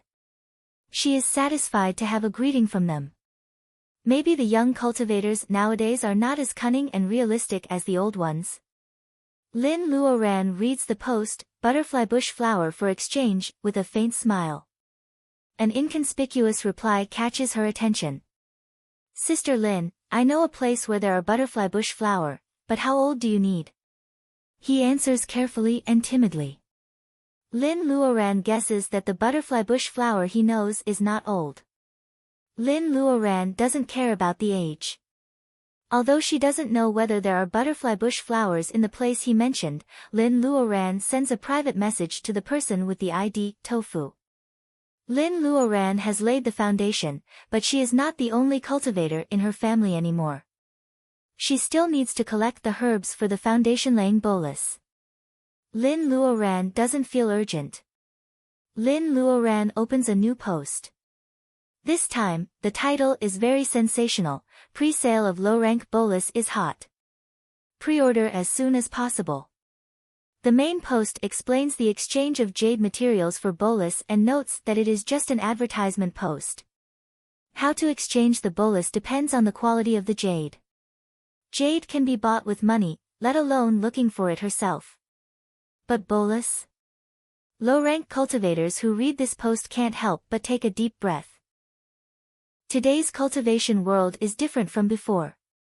The news of Lin Luoran's return has been known by everyone, not to mention the elders of her school, but also the hottest picture on the internet. However, Sister Lin. Oh, she should be called Master Lin now. Master Lin posts such an exciting post as soon as she comes back. It is so exciting. Those who were a bit dumb still replied in the thread and asked more questions. Those who were a bit smarter turned off their computers and ran out of the training place that they usually couldn't bear to move to. They immediately booked tickets to the border of Myanmar. Marshal Uncle Lin was going to exchange elixirs for jadeite. Oh no, the price of jadeite was going to rise. Lin Luoran doesn't know how these low-rank cultivators feel, nor does she have time to look at the hot photo on the internet. After posting the post, she is ready to start the first step of her little plan. She picks up her phone and calls Grandpa Mu, who has returned to the capital. Grandpa Mu, this is Linny. Chapter 165. Are you looking for an eminent monk who cultivates Buddhism? Lin Luoran's request is simple and clear, but Master Mu is surprised. Buddhist cultivators have always been insignificant and they never participate in the affairs of the world of cultivation. Why does Lin Luoran want to see them? Besides, cultivation is getting more and more difficult. How many sincere believers are there in this fickle city? Buddhist cultivation is even more difficult than Taoist cultivation. Master Mu thinks so. Since Lin Luoran has never asked for help, Master Mu tells her the distribution of the remaining Buddhist cultivators. With Grandpa Mu's advice, Lin Luoran has a better idea. She thanks this senior who she doesn't have a close relationship with but has a good relationship with. Lin Luoran says that she will visit him when she comes to the capital. Hanging up the phone, Master Mu sighs. The news about Lin Luoran has been spread out. The Zhou family might even want to give birth to their son. Master Mu thinks of the photo of a man flying on a hawk. It seems that there is a gap between the world of cultivation and the secular world. Even though Master Mu has lived for more than 100 years and witnessed the end of the feudal dynasty, the hardships when the state of Huaxia was founded, and the rapid changes of the world in the past decades, he still can't tell whether it is good or bad to break the barrier between the world of cultivation and the secular world. Master Mu looks at the phone in his hand and smiles bitterly. Even he feels that the technology in the secular world is very convenient. The decline of spells is a foregone conclusion. Then, what was the future of the struggling cultivators like them? Will it be Lin Luoran? Master Mu is lost in thought. Lin Luoran has no idea what Master Mu is thinking about. What she wants most now is not to make boluses or take revenge. She even puts aside her little plan. In the space, the branches of the peach tree are bent by the weight of the fruits.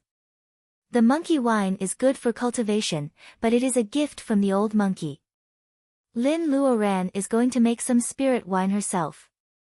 Lin Luoran has been back for a few days. Though she has been meditating every night, the Reiki she absorbs is not as significant as before.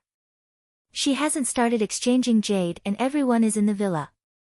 If she takes the Reiki, Mr. Lin and Baojia won't be able to compete with her. Therefore, Lin Luoran feels bored and thinks of making wine today. Lin Luoran has enough materials to make wine. She is going to make fruit wine. Now, peaches are not the only thing in her space. A few days ago, Lin Luoran saw the fruits in her space. She threw 2 apple seeds into the fruits and found a piece of grapevine. After a few days, there are red and green apples and grapes that are sweeter and a little bit sour than raisins. Lin Luoran is overjoyed to be able to grow raisin-like grapes from the wild grape seedlings. Mrs. Lin is very satisfied that her daughter has added new varieties to the vegetable basket. As for the grapes, who cares about this? In order to make wine, Lin Luoran takes Lin Luodong and a little girl, Tuanzi, up the mountain to dig clay. In fact, she wants to use the soil in her space to make wine jars, which may be effective in preventing the loss of Reiki. However, this place is close to the Qingqing Taoist temple. She seldom enters the space. She is afraid that Huizhu might notice something. It is better to have less eye-catching things. Should I move back to the city? When Luodong starts school, I might as well move back to the city. With the jade, Mr. Lin and Baojia don't have to cultivate here.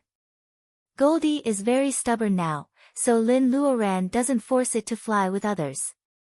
Anyway, Lin Luoran has reached the level of laying foundation. She can fly on the wind even if she doesn't step on a flying sword. Goldie can stay at Lin's house as an extra layer of protection. The 3 of them walk in the forest. Lucy stumbles and relies on Lin Luodong to hold it. Soon, they find a shallow pond. It's too dirty to take the clay back, so they shape it on the spot and burn it into wine jars. It's convenient to take it back. Tuanzi makes many crumpled clay figurines and insists that they are her Uncle Luodong. Seeing Luodong's blushing face, Lin Luoran almost bursts out laughing. Now Lin Luoran is very good at molding with earth. In order to make the boy blush a little, she makes 2 clay figurines of Lin Luodong and Lucy. She also takes some plants in the mountains to dye the figurines. After being baked, the figurines are really lifelike. Lin Luodong can't take his eyes off them. Tuanzi claps its chubby hands and laughs so hard that its eyes can't be seen. When they return to the villa with the wine jars and Tuanzi who is covered in mud, there is a touch of red light in the sky. That is the last glow of the setting sun. Making fruit wine is actually very simple. First, wash the fruits, beat them with a wooden stick, mash them, filter out the dregs, add some water from the space, add some spirit herbs, and seal the jars to wait for the wine to ferment. Everyone in the Lin's family is mobilized. The peaches in the space are dozens of kilograms, and the 2 apple trees have hundreds of kilograms of apples. There are a few grapes, but Lin Luoran's wine jars are not small. She has made more than 10 jars of fruit wine. When Lin Luoran mixes the reiki in the wine, she puts spirit herbs that will not affect the taste and seals the jars. Then, everyone carries the wine to the basement. Mr. Lin, who has just recovered from a serious injury, is the happiest one among them. He used to drink every day. Naturally, he is looking forward to the spirit wine made by his daughter. After making the wine, Lin Luoran's work is not finished. The space can make the growth period of a plant equal to a year. However, if a fruit tree can bear fruit for 10 years, its life will come to an end after 10 rounds of harvesting. Lin Luoran has to plant it again. Speaking of which, vegetables and fruits are still ordinary. Although the space has improved them, they still can't change this rule. After Lin Luoran cleans up the peach trees in the space and buries the new peach pits, she looks at the peach branches and doesn't know what to do with them.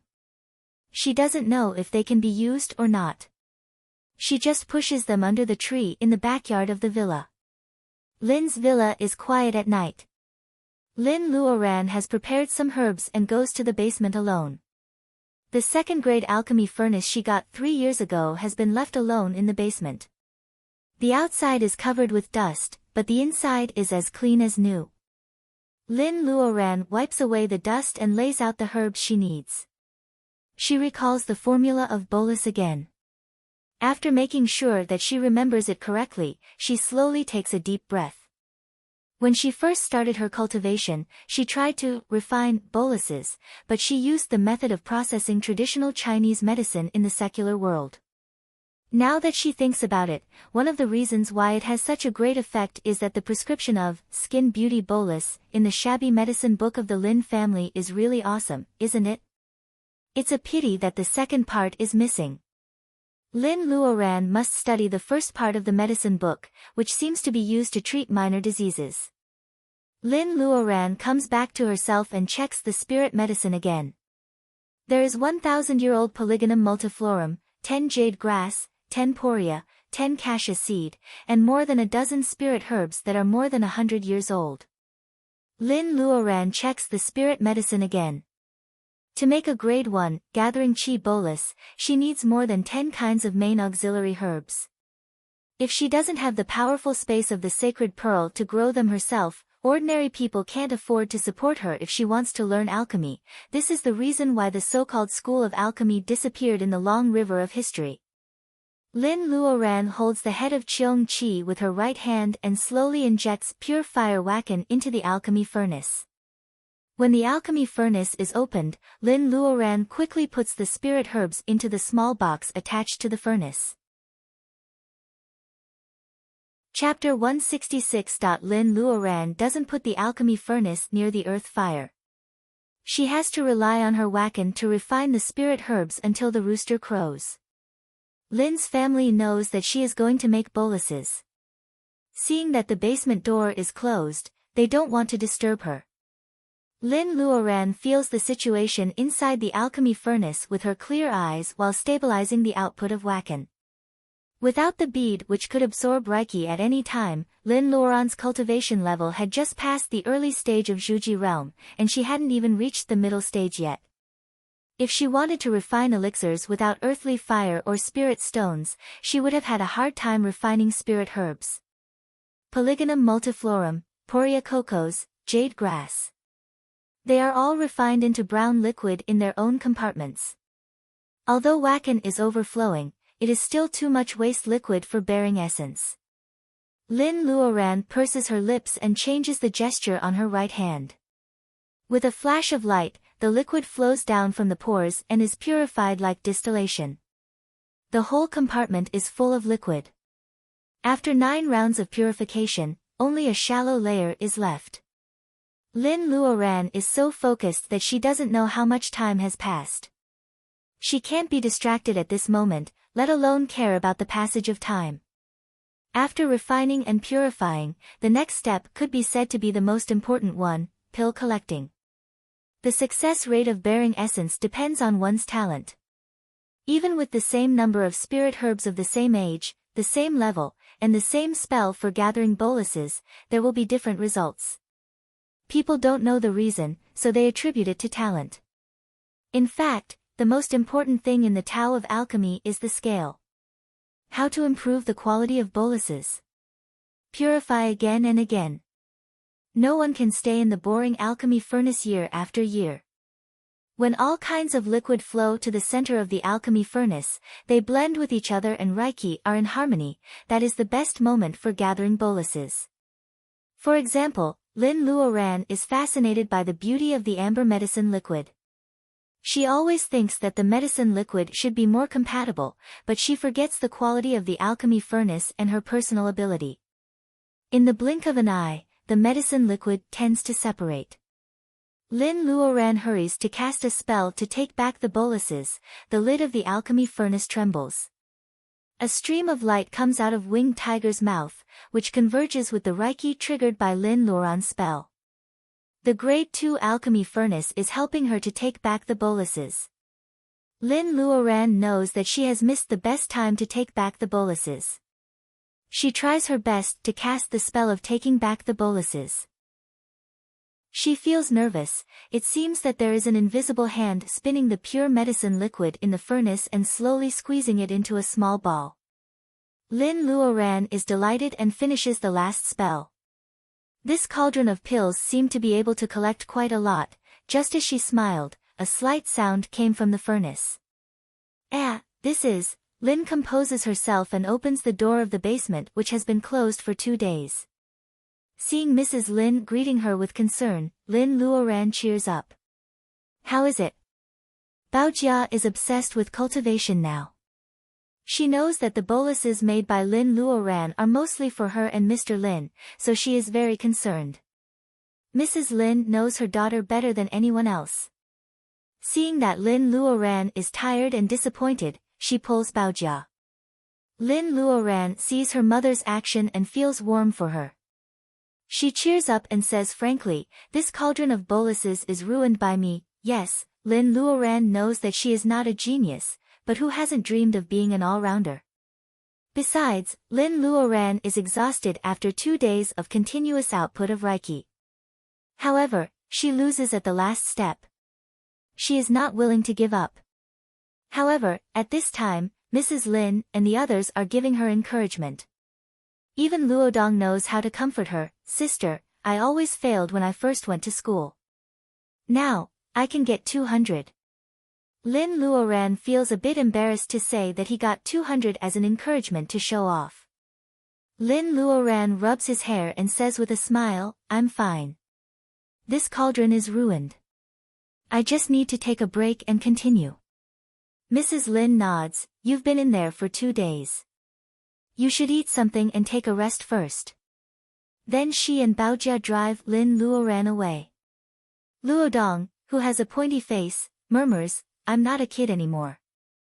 I don't need to rub my head all the time. Lin Luoran hasn't eaten for 2 days. Mrs. Lin stews pork rib soup for her. She doesn't let Lin Luoran go until she finishes 2 bowls of rice and a big bowl of soup. Back in her room, Goldie sticks its head in through the window. It seems to know that Lin Luoran has failed. However, it doesn't know how to comfort her. Lin Luoran flies to Mount Qingcheng on Goldie's back. She flies around in the sky to blow away Goldie and then goes home. Yes, she has never been a genius. Everything depends on her hard work and great opportunities. Lin Luoran returns home after the night wind blows. She doesn't cultivate this night. She sleeps for more than 10 hours before she wakes up. After eating something, Lin Luoran goes to the basement again. Lin Luoran has adjusted her Reiki to the best and her spirit is also at its best. The most important thing is that she has the experience of the last failure. Lin Luoran is more confident this time. She still puts in so many materials. Lin Luoran holds the Cheongqi beast in her left hand and keeps injecting Reiki into it. She quickly puts in the spirit herbs and closes the lid of the cauldron and starts to concentrate on making boluses. The spirit herbs and herbs are refined into liquid and their essences are kept in the purification process. The liquid is rolling and rising. Lin Luoran is fascinated by the beauty of the Reiki. The purified liquid flowed into the platform through the small holes. The small streams converged and formed a small pool of liquid on the round platform in the center of the alchemy furnace. The liquid was the essence of more than 10 kinds of spirit herbs. They had different medicinal properties and different amounts, but strangely, they interacted with each other as one. This is the moment. Lin Luoran calmly casts the spell of closing boluses. In the intertwining light, Cheongqi breathes out light again. Lin Luoran's power is trying to merge with the power of the cauldron. The lid of the cauldron vibrates for the first time. Even with her eyes closed, Lin Luoran can feel that the liquid is rotating, taking shape and becoming rounder and rounder. Finally, she finishes the last spell of closing boluses. The fire Reiki in her body is completely used up. The bead is nourishing the dried nebula in her pubic region. Lin Luoran holds the completely quiet alchemy furnace. She feels weak, but the smile on her face is getting bigger and bigger. Although she doesn't know the success rate of bearing boluses, she is undoubtedly successful. Chapter 167. Lin Luoran uses the best spirit medicine and a grade 2 alchemy furnace to make, gathering qi boluses, of the upper rank of grade 1. Lin Luoran gets 35 boluses in the end. It seems that the success rate is only 35%, but it is enough to make Lin Luoran happy. This is the first time for her to make boluses. Gathering qi boluses can keep Reiki inside the body, which is most suitable for people like Mr. Lin and Baojia who haven't even reached the early stage of training qi. They can absorb Reiki but can't keep it. Of course, in today's cultivation environment full of violent Reiki, the peaceful and pure Reiki of boluses is the most valuable part. One bolus has limited Reiki, but what about 100 boluses? It takes Lin Luoran 2 days to make such boluses. In this way, how many boluses should she exchange? Lin Luoran uses 1,000-year-old knotweed, which is more effective than she expected. Although she hasn't seen gathering qi boluses before, she can guess that they are twice as effective. This is the reason why Lin Luoran is still satisfied even though the success rate is not high. After all, this is the first time for her to make boluses. There is still a long way to go, right? However, only one kind of gathering qi bolus is too few. Lin Luoran sets her sights on another kind of bolus. It is circulation bolus of the upper rank of grade 2. Different from gathering qi bolus, it focuses on healing. Of course, it can't be used to cure Master Guo's old wounds. However, for cultivators who haven't reached the level of laying foundation, it may be able to save their lives. There are not many people who can afford to use gathering qi bolus for a long time.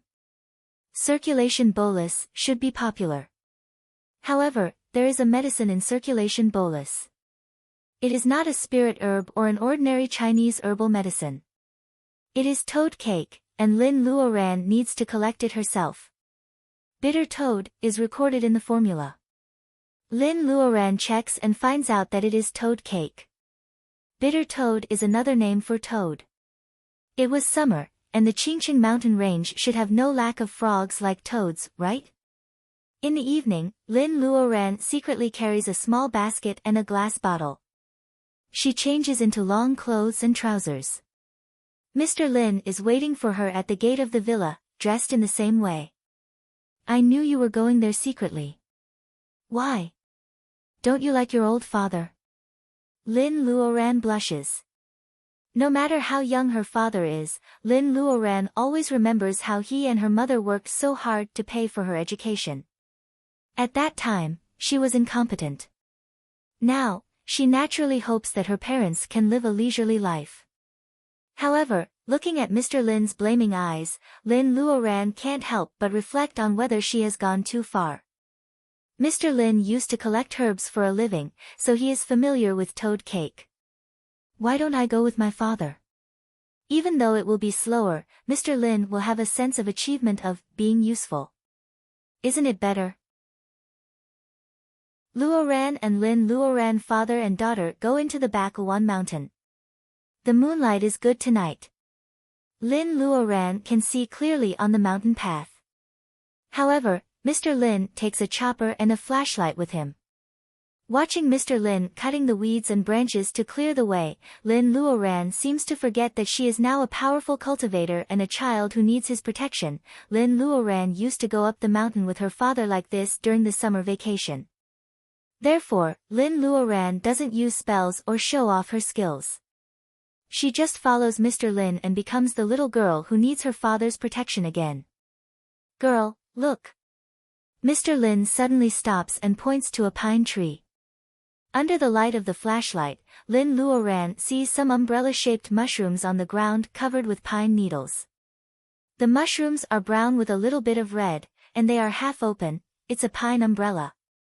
Even Lin Luoran can't help but exclaim. Pine umbrella is a kind of wild mushroom that grows in the pine forest. It is especially delicious.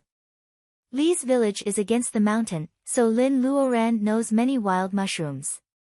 However, she has only picked this kind of pine umbrella 2 or 3 times since she can remember. Because of its rarity, it is even more delicious. Lin Luoran has a deep impression of it. After she went to college, she even did some research and learned that the scientific name of this mushroom is blood rivet mushroom. It is one of the specialties of Changbai Mountain. No wonder it is rarely seen in Chuan. Dad, you have a good eye. Lin Luoran is happily picking mushrooms while flattering Mr. Lin. Although Mr. Lin doesn't shake his head, he is obviously proud of himself. There is only a small pile of mushrooms in the basket, which just fills the bottom. Lin Luoran is unwilling to give up, so she searches the pine forest again. She doesn't find any pine umbrella, but she finds some horse's ears similar to black fungus. Anyway, it is edible, so she loots all of them. Looking at his daughter, Mr. Lin shakes his head helplessly. Lin Luoran has liked to follow him to the mountains since she was a little girl. He always feels that his daughter, who doesn't like to talk usually, finds everything interesting and enjoys herself in the mountains. She is really talented in finding food and herbs. Is finding food a talent?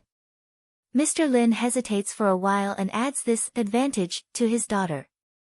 They walk and stop like this until midnight. Finally, they find a pond. Hearing the continuous croaking of frogs, Lin Luoran and Mr. Lin both laugh. This is the place. There are some skills to catch toads. Jumping into the pond is not a good idea. Frogs and toads usually eat at night. They usually hide in the water grass on the shore to catch insects. At this time, they just need to walk along the pond and shine the flashlight at the place where they hear frogs. Most of the frogs will suddenly become stupid and lie still in the grass. Lin Luoran can catch them quickly and throw them into the bag. Lin Luoran can't tell the difference between the croaking of frogs and toads since she was a little girl. However, Mr. Lin is an expert. Obviously, the place where the flashlight shines, there is probably a toad lying on the ground. Mr. Lin is responsible for catching the toads and Lin Luoran is responsible for collecting the toad fluid. As for the toad paste, that is the Chinese medicine processed by the toad fluid. Lin Luoran has done this many times since she was a little girl. However, compared with her childhood, she is now a cultivator in the level of laying foundation, isn't she? Finally, she doesn't need to catch the sticky and ugly toads by herself. With a spell of water, the basket of toads is soon cleaned. She puts her thumb on the neck of a toad and grabs its body with other fingers. Then she picks up the gland behind its ear with a copper tweezer. Soon, the white fluid will overflow. Lin Luoran takes a glass bottle prepared in advance to catch the white fluid. She doesn't have to kill the toad to get the fluid. Lin Luoran puts all the toad fluid in the basket on her back and prepares to release them at last. In this way, Lin Luoran and Mr. Lin catch toads and take out the liquid. In less than an hour, Mr. Lin catches hundreds of toads to fill the glass bottle, which looks like a lot of toad liquid. Dad, that's enough. Almost all the toads in the nearby pond have been caught. Seeing Mr. Lin walking further and further in the night, Lin Luoran hurriedly asks him to come back. Mr. Lin shines the flashlight and Lin Luoran waves her hands. That's enough.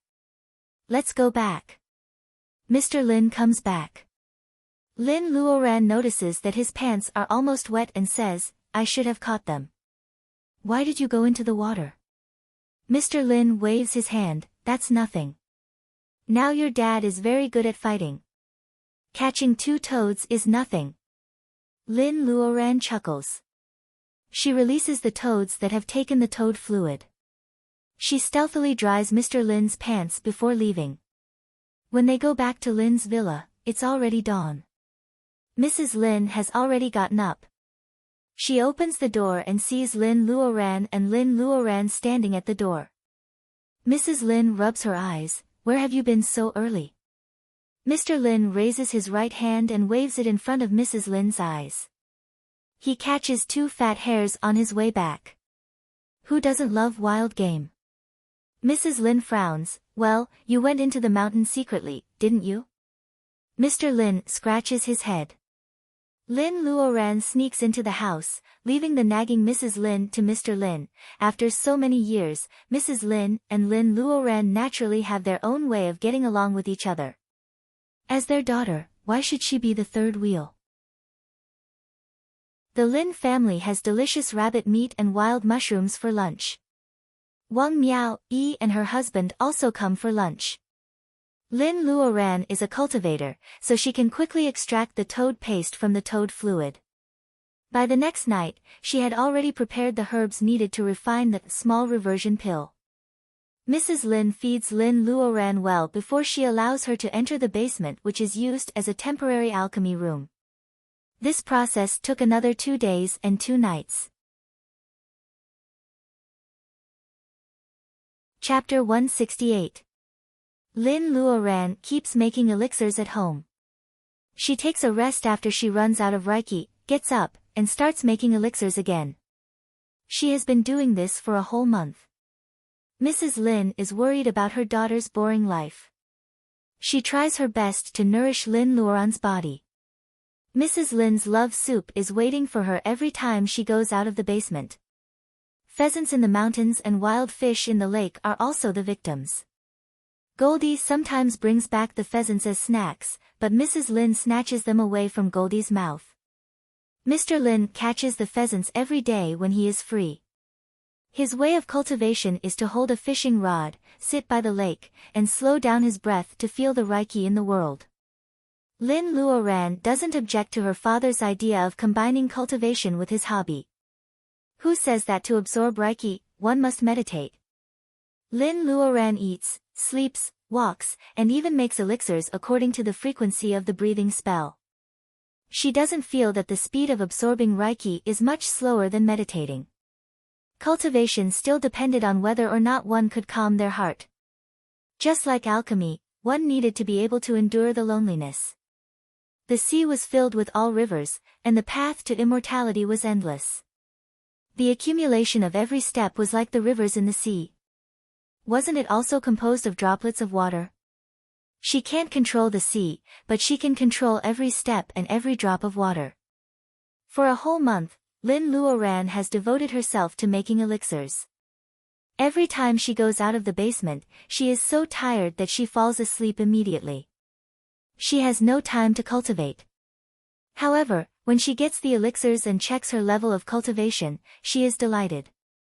Instead of regressing, she makes a little progress. As the saying goes, break and then build. Although she hasn't reached the state of break, she consumes her Reiki every time she makes elixirs. Then she replenishes her Reiki with the bead when she breathes and sleeps. Using Reiki in this way is actually a kind of cultivation, right? At the end of the month, Lin Luoran finally stops making elixirs and comes out. The whole family is looking at several jade boxes on the table. Baojia can't help but say, "That's all you've done in a month." Lin Luoran pinches her and holds back the urge to roll her eyes. This almost took her life. How was it lacking? Lin Luoran has turned on the furnace 18 times in the past month, including 14 times for gathering chi boluses. Lin Luoran has harvested 480 boluses in total. The lowest harvest is 29 boluses and the highest harvest is 38 boluses. The harvest rate is not stable. Lin Luoran may have to make more boluses. Lin Luoran has practiced circulation bolus 4 times and collected 78 boluses in total. Last night, she collected 28 boluses in one furnace, which made her very happy. For more than 500 boluses, even toads are rarely seen in the place far away from the Lin family, let alone Lin Luoran's medicinal materials. She kept some medicinal herbs for each of them, ready to wait for them to mature, and replanted the rest. Lin Luoran has used up a lot of medicinal materials to make more than 500 elixirs of various kinds. Especially those that she didn't have a lot of in the past. It seemed like it would be difficult for her to refine pills on a large scale in a short period of time. Such a large number of gathering chi boluses should not be underestimated. Except for Lin Luoran, who is rich in spirit herbs, even the school of alchemy can't refine elixirs at such a speed. For example, it takes a month for gathering chi boluses to run out. Lin Luoran doesn't plan to give more to her father and Baojia. For one thing, it would be a waste. For another, as mentioned before, it is not appropriate to increase the level of cultivation by taking elixirs during the time of laying the foundation. Therefore, Lin Luoran keeps 100 gathering chi boluses for her family. Even if it is for Mr. Lin and Baojia, it will last for about 4 years. She keeps the other 100 gathering chi boluses for herself. She only plans to sell 280 gathering chi boluses. It is not good to betray her enemies. As for circulation boluses, well, she will keep half of them for her family and sell the rest one by one. Lin Luoran, who has the potential of being a profiteer, opens the BBS and changes the word pre-sale to sale. Cultivators who have already prepared the jade can finally breathe a sigh of relief and start to rush to our city. The reason why they can't use online trading this time is that Master Lin said that they can only decide how many boluses to exchange for the jade according to the quality of the jade. As for the schools, Shi Heng, who has a good apprentice with Lin Luoran, is very happy. However, sending his apprentice to Lin Luoran is too much of a flatterer. Therefore, Shi Heng decides to send his apprentice to Lin Luoran. After all, Li Shi's name is more or less good. The master of the Wen family is also smiling. Even Qin Yun of the special department is thinking about getting some boluses as a reward for the task and the welfare of the department. Anyway, the jade has already been prepared. They must buy as many as they can. Everyone seems to have a well-thought-out plan. Lin Luoran, who has made up her mind to limit the amount of jade, smiles like a little fox in front of the computer. Even Lin Luodong, who passes by the study, trembles. Why is his sister smiling so much today? Her eyes are curved, which makes him feel that all his money will be taken away. The guards of Qingqing Villa had a very pleasant and puzzling day today. He knows that the residents of the villa are either rich or powerful. However, why are all the rich good-looking nowadays? The world is so unfair. Rich young men who drive luxury cars say that they want to visit Villa number 18 as soon as they get out of the car. Today, there are more than a dozen groups of people.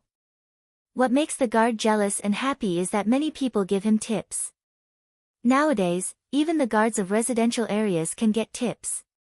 The gap between the rich and the poor has indeed widened. However, so many good-looking people are going to Villa number 18. Is it possible that there is a film and television mogul living in the mysterious Villa number 18 and these people are all stars going there for an interview? Of course, these cultivators don't know that they are regarded as actors by a guard. Speaking of Lin Luoran's plan of exchanging elixirs for jade, Zheng Tian, whose ID is the bitter congenital realm on the BBS, comes from a business family. He has so much money that he doesn't know how to spend it. It is not easy for him to buy jade. Today, he drives an off-road vehicle with a trunk full of jade.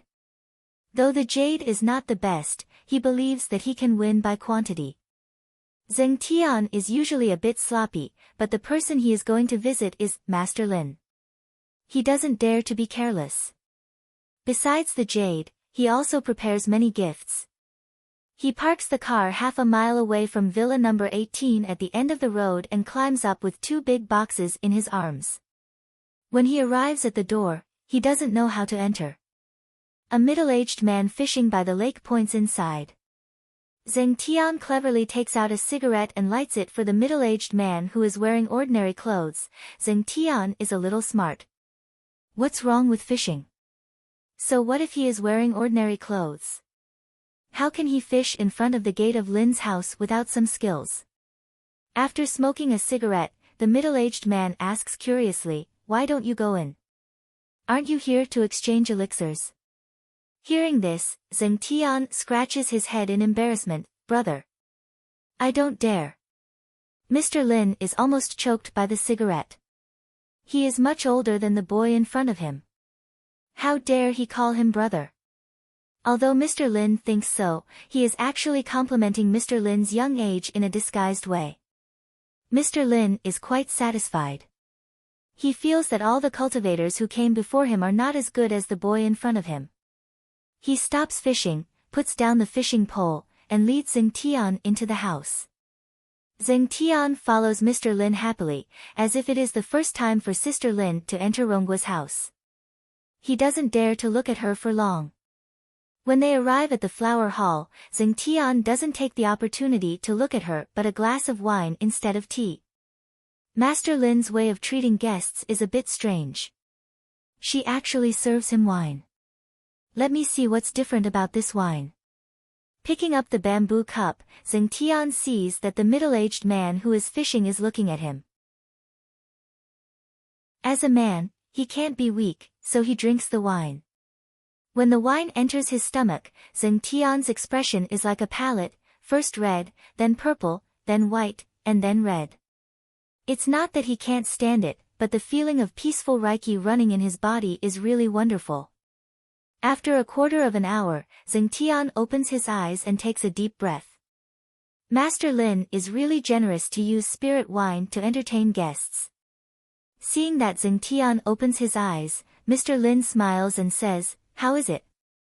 Zheng Tian almost bursts into tears. "Master, this glass of wine can help me cultivate for many days. What do you think?" Mr. Lin waves his hand. "I'm talking about the taste of the wine. Is it good?" "Good." Zheng Tian is a little dizzy. It turns out that spirit wine is about taste.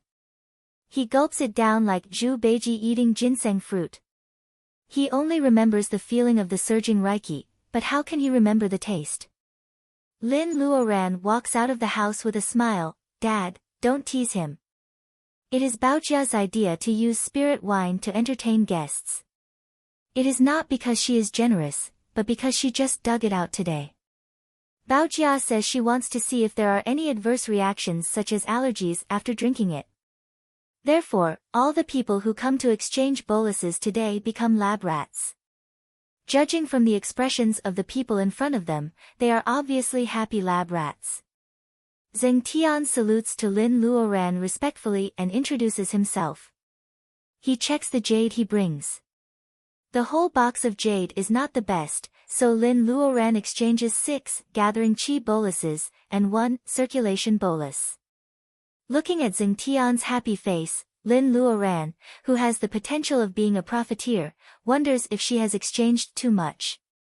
These people are so easily satisfied. With your personal ability, you can only get 1 bolus every 2 months. Don't be greedy.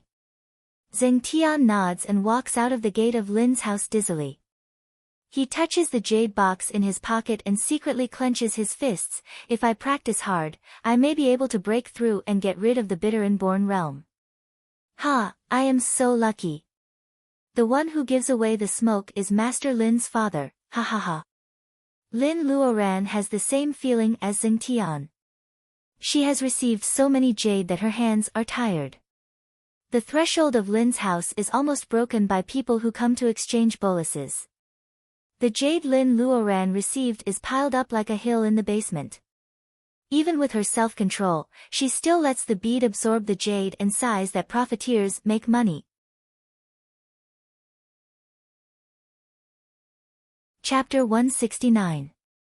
Lin Luoran leaves some of the converted jades at home and puts most of them in the space. After all, they are not waste in the eyes of cultivators anymore. They are as valuable as spirit stones. It's better to be careful. Money moves people's hearts. It's always good to keep a low profile. Luodong has been very excited these days because Lin Luoran has said that she will take him to the capital. In fact, it doesn't matter where they are going. Though he is curious about the capital, he misses Lin Luoran more than anything else. Just like a bird that just opens its eyes, it always recognizes the first person it sees as its mother. Luodong has this feeling about Lin Luoran. Therefore, Luodong is looking forward to the trip to the capital, which Lin Luoran has specially prepared for him. Days go by in Luodong's expectation. Finally, it's time for departure. Mrs. Lin is reluctant to part with her daughter. She feels sad that Lin Luoran has to go out again after being missing for 3 years. Mr. Lin counsels her in private. Lin Luoran can't make progress by staying with her parents. Even if Lin Luoran doesn't cultivate and becomes an ordinary white-collar worker, she can't spend as much time as she does now. After Mrs. Lin thinks it through, she feels relieved and sees Lin Luoran and Luodong out. Goldie is getting more and more powerful. Lin Luoran leaves it to guard the house, which is another security. Lin Luoran and Luodong book tickets for the flight on the same day. Baojia drives them to the airport. Commander Qin has retired and lives in the military compound all year round. Baojia is too lazy to go out.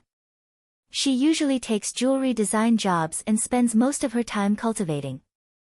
The carefree Baojia is now very hardworking. Lin Luoran can't tell if it's a good thing or not. Baojia is still upset that Zhou Yawei attacked the Qin and Lin families because of Lin Luoran. Baojia needs time to figure it out. Putting the issue aside, there is nothing wrong with working hard on cultivation, right? After all, cultivators in the level of laying foundation have a lifespan of 200 years. They can spend more time doing what they like. Who can say that their hard work doesn't pay off?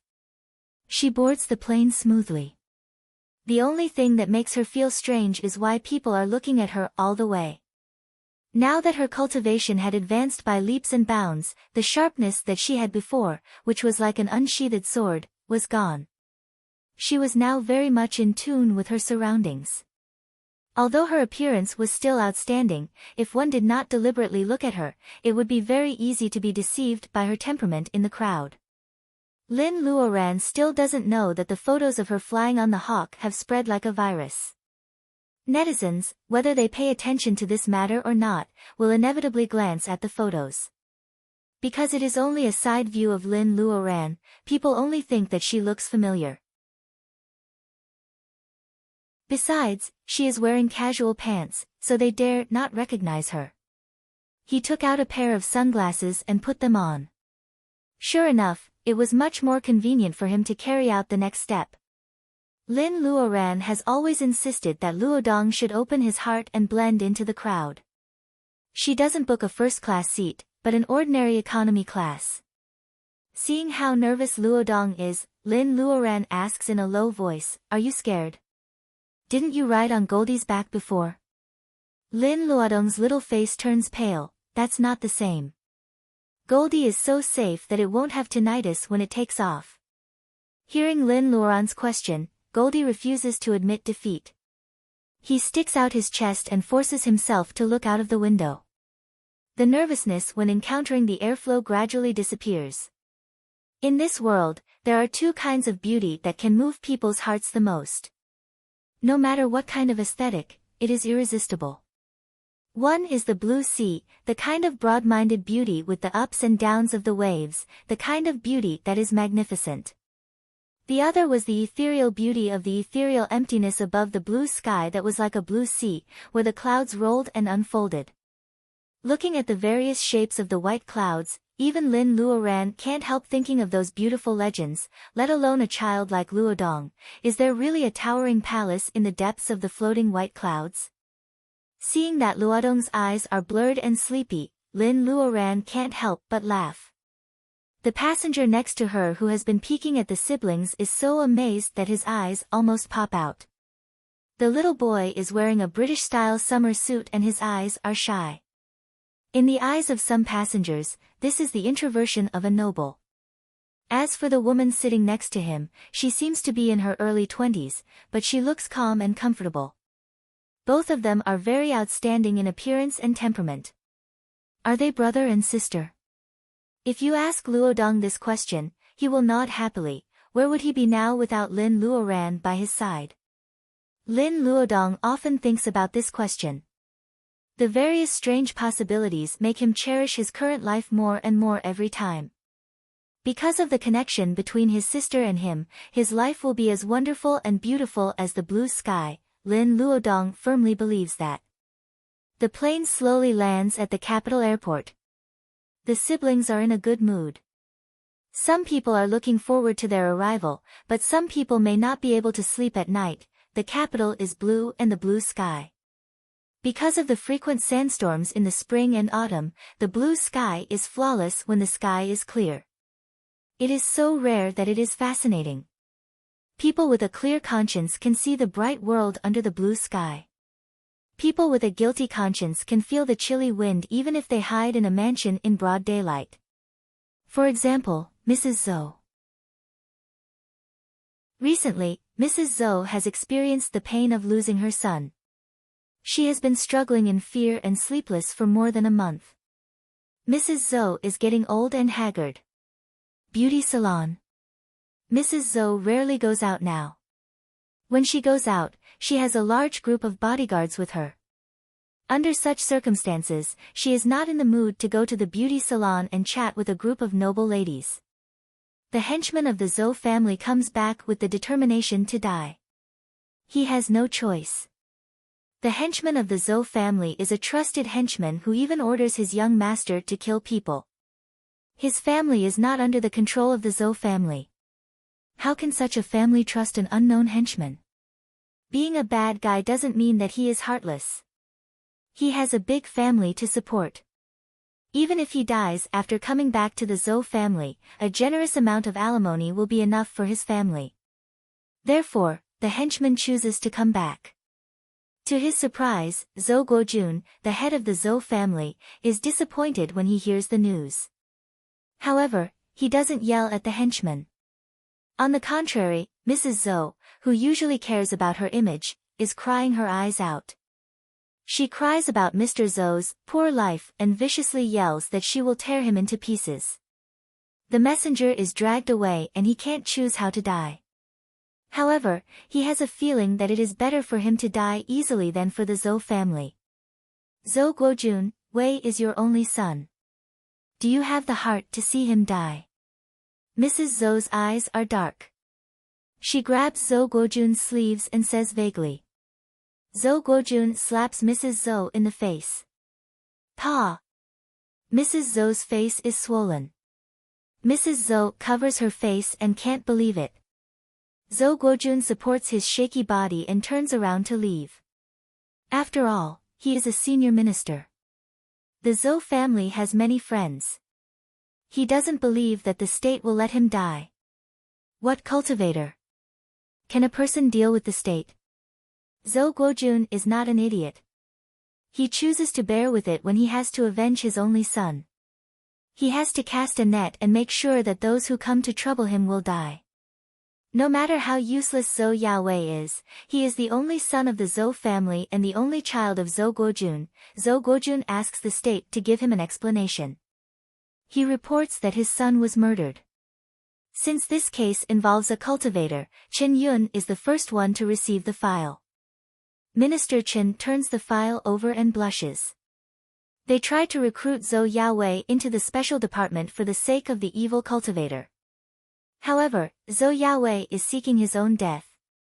He messed with Lin Luoran, who has been in the limelight in recent years. Chen Yun has automatically filtered his memory. He forgets that Zhou Yaowei was not the only one who wanted to hurt the Lin family that night. Actually, Zhou Yaowei and his family were up to no good. The more this was the case, the more he should express his goodwill and improve their relationship. Just like that, Chen Yun suppressed the case. What makes the Zhou family angry is the setbacks in other places. When the Zhou family is approaching Commander Qin step by step, many people in the army are unhappy with them and many political enemies are dissatisfied with the Zhou family's power. At this time, you want us to send troops to protect you? In your dreams. You are using public power for private purposes. The photos on the internet provide netizens with speculation and gossip. For the dignitaries, it is a good opportunity to find out the truth. With the investigation, a door opens in front of them. It turns out that there is a cultivator who can fly in the sky and hide in the ground behind their arrogant world. Some dignitaries on a certain level gloat when they know that the Zhou family has provoked such a cultivator who can take people's lives at any time. Those who are enemies of the Zhou family almost celebrate. Those who are on good terms with the Zhou family stay away from the Zhou family. The cruel reality and indifferent people finally make Zhou Guojun sleepless at night. Looking at Mrs. Zhou who only knows how to cry every day, Zhou Guojun feels regretful. Mrs. Zhou is Zhou Guojun's second wife. His first wife couldn't give birth to a son, so Zhou Guojun divorced her regardless of the consequences. Then he married Mrs. Zhou, who was his mistress at the time. Finally, Mrs. Zhou got what she wanted and gave birth to a son. However, now it seems that it is a pity that Mrs. Zhou doesn't have a son. What if she has a son and a mother who can't even show up in public? Wait, there is also Commander Qin. According to his nostalgic character, there may be a chance. Chapter 170. Today, I just found out that the author can get points by repeatedly posting comments on the same account. Well, Pa didn't say anything about it. You know what I mean. In addition, this week's essence has been distributed. Let's make the comments section more active so that there will be 100 or even more essence next week. Lin Luoran takes Luodong to the Fragrant Hill Villa. In the cottage, when Lin Luoran puts a bottle of 10 circulation boluses on the table, Master Guo's neck turns red. What are you doing? This old man isn't after your pills. Lin Luoran smiles and says yes, but she refuses to take back the circulation boluses. Since she sold the boluses and said that she would not make boluses in a short period of time, the price of such a life-saving circulation bolus has skyrocketed. Seeing this, some people who sell the boluses for a profit laugh at Lin Luoran. Only Lin Luoran knows that she is actually making a profit. Of course, she can take her time and infiltrate into the Burmese power through her own efforts. She can be a shareholder of the mine or the owner of the behind-the-scenes. She will never be short of jade. However, in the beginning, Lin Luoran can't get out of this business. First of all, it will delay her cultivation. Second, if she doesn't sell boluses, how can she let all the forces in the world of cultivation know that she can make boluses? She is probably the only cultivator in the level of laying foundation who can make boluses. If she doesn't have the personal ability of the level of laying foundation, everyone can catch her and raise her. Unfortunately, Lin Luoran is not only in the level of laying foundation, but she also has a limit on the number of boluses she can buy. So what if they catch her? When the time comes, they will get more boluses than if they don't catch her. This is Lin Luoran's idea. She wants to minimize the possibility of these dirty things happening so that she and her family can focus on their cultivation. She is willing to give Master Guo the boluses for the sake of delaying him in the past 3 years. Master Mu tries to smooth things over. Master Guo, just take it. It's a gift from her. Master Gua accepts the elixir. Circulation elixir, an upper grade 2 elixir, can cure the injuries of cultivators in the level of laying foundation. Even if his old injuries are too serious, these elixirs can help him suppress them for a while. As the saying goes, even ants want to live. Who doesn't want to live as long as there is a glimmer of hope? Master Mu and Master Mu both like Luo Dong, who is shy but polite. Master Mu's eyes light up when he sees Luo Dong, who only has the Taoist root of the earth. If it weren't for Luodong's master, Master Mu would have asked to take Luo Dong as his apprentice. He asks why Lin Luoran doesn't ask him to cultivate. Lin Luoran says that he can choose by himself when he is 18 years old. Both of them look at Lin Luoran in surprise, which makes Lin Luoran think that there is a flower on her face. Do you know how many people are helpless about being able to identify their Taoist roots at 8 years old? They wish they could start cultivating when they were still in their mother's womb. You're the only one who doesn't care about these few years. It might seem like a waste, but it's not necessarily a waste. You are much more knowledgeable than us. Lin Luoran is surprised. She just heard about the identification of the Taoist root at the age of 8 from Master Mu. It is not a matter of vision. The only difference between Lin Luoran and others is that she believes in democracy and open-mindedness when it comes to children's education.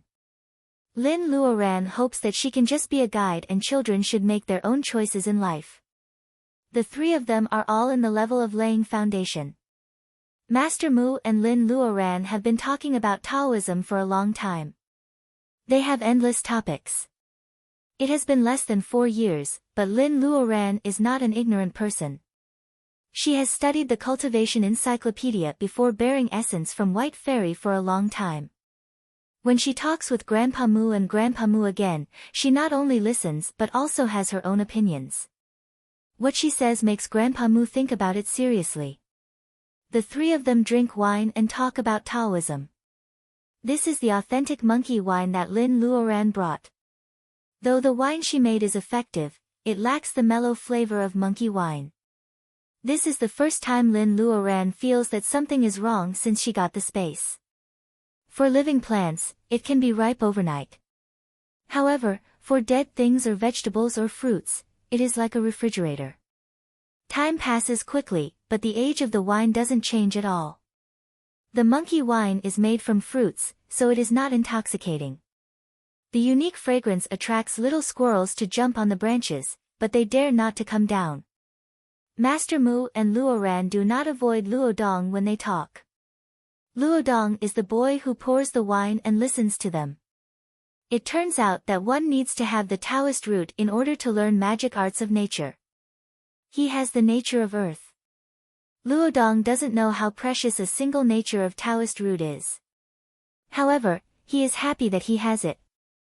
It turns out that when one cultivates to the level of his sister, the level of laying foundation, one can not only use spells, but also spells.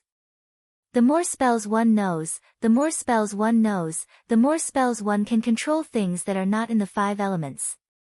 Lin Luodong is confused and he can only keep it in mind. Wood makes a forest, forest gives birth to wind, or fire meets water and there is wind. All in all, he understands one thing. Lin Luoran is very powerful now. Even if she doesn't ride on Goldie, she can still cast the wind-riding spell to fly in the air. It is getting late. The little squirrels lose their patience. Since they can't get any wine, they go back to their nest and eat pine nuts to vent their anger.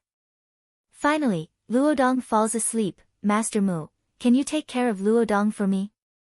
Seeing that Luodong is asleep, Lin Luoran lowers her voice.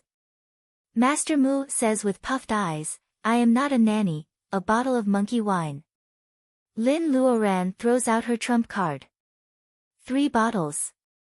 Master Mu sits up straight and looks like a sage. 2 bottles. Forget it if you can't. Okay, deal. Both of them are satisfied with the result. Lin Luoran is going to give the wine to Master Mu anyway. It is nice to have one less bottle.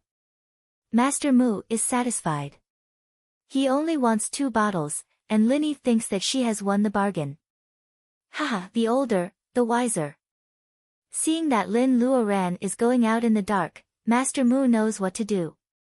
However, Master Gua says, "Where are you going after putting the kid to sleep?" Lin Luoran smiles mysteriously, "A bloody place is not suitable for kids." "Where do you think I should go?" Master Gua nods without saying a word. He is like the old chivalrous men. Cultivation is nothing. If he can't do whatever he wants, eat meat and drink wine, he doesn't want to be an immortal.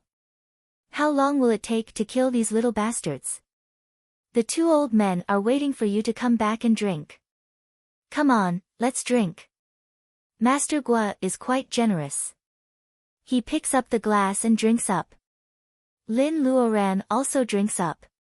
She feels heartbroken.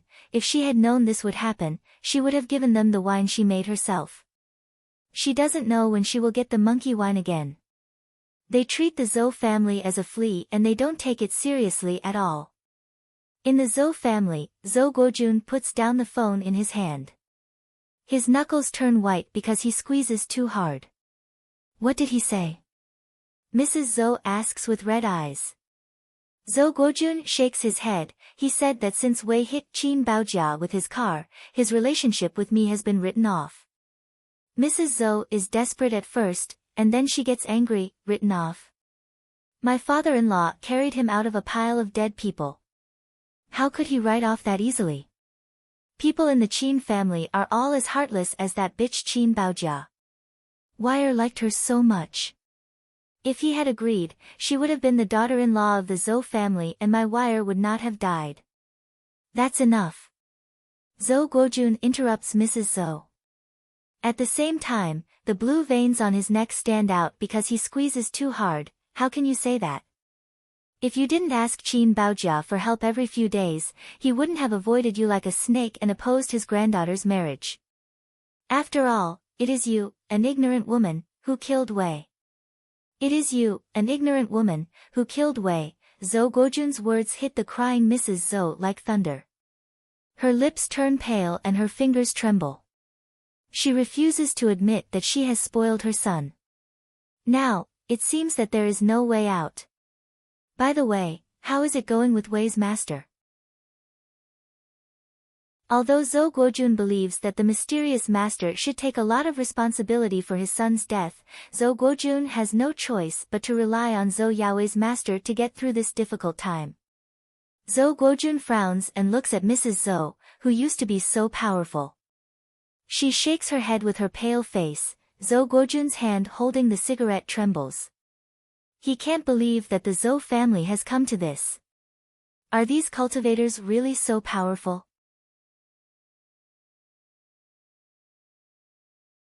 Chapter 171. Zhou Guojun is the only direct descendant of the Zhou family. There are several other people in important positions, but they are distant relatives. They just use the name of the Zhou family to get promoted. Even if the Zhou family is willing to accept them, others may not be happy. Lin Luoran reads the information about the Zhou family in her mind and finds it funny.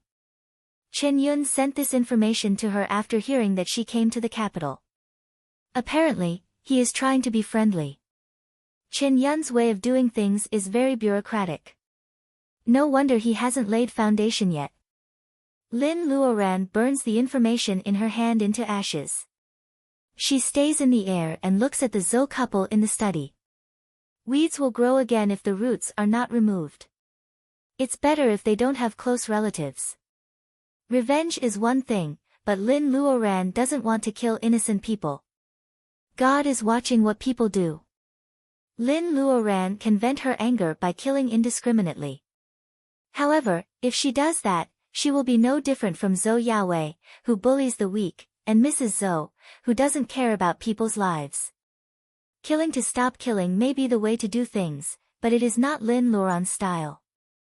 The study of the Zhou family is decorated with crystal chandeliers. It is not luxurious, but the taste is not bad. This is not a business house, but a house of the upper class of the state of Huaxia. Lin Luoran's eyes are cold. The study is on the second floor. There are bodyguards with guns walking around on the balcony.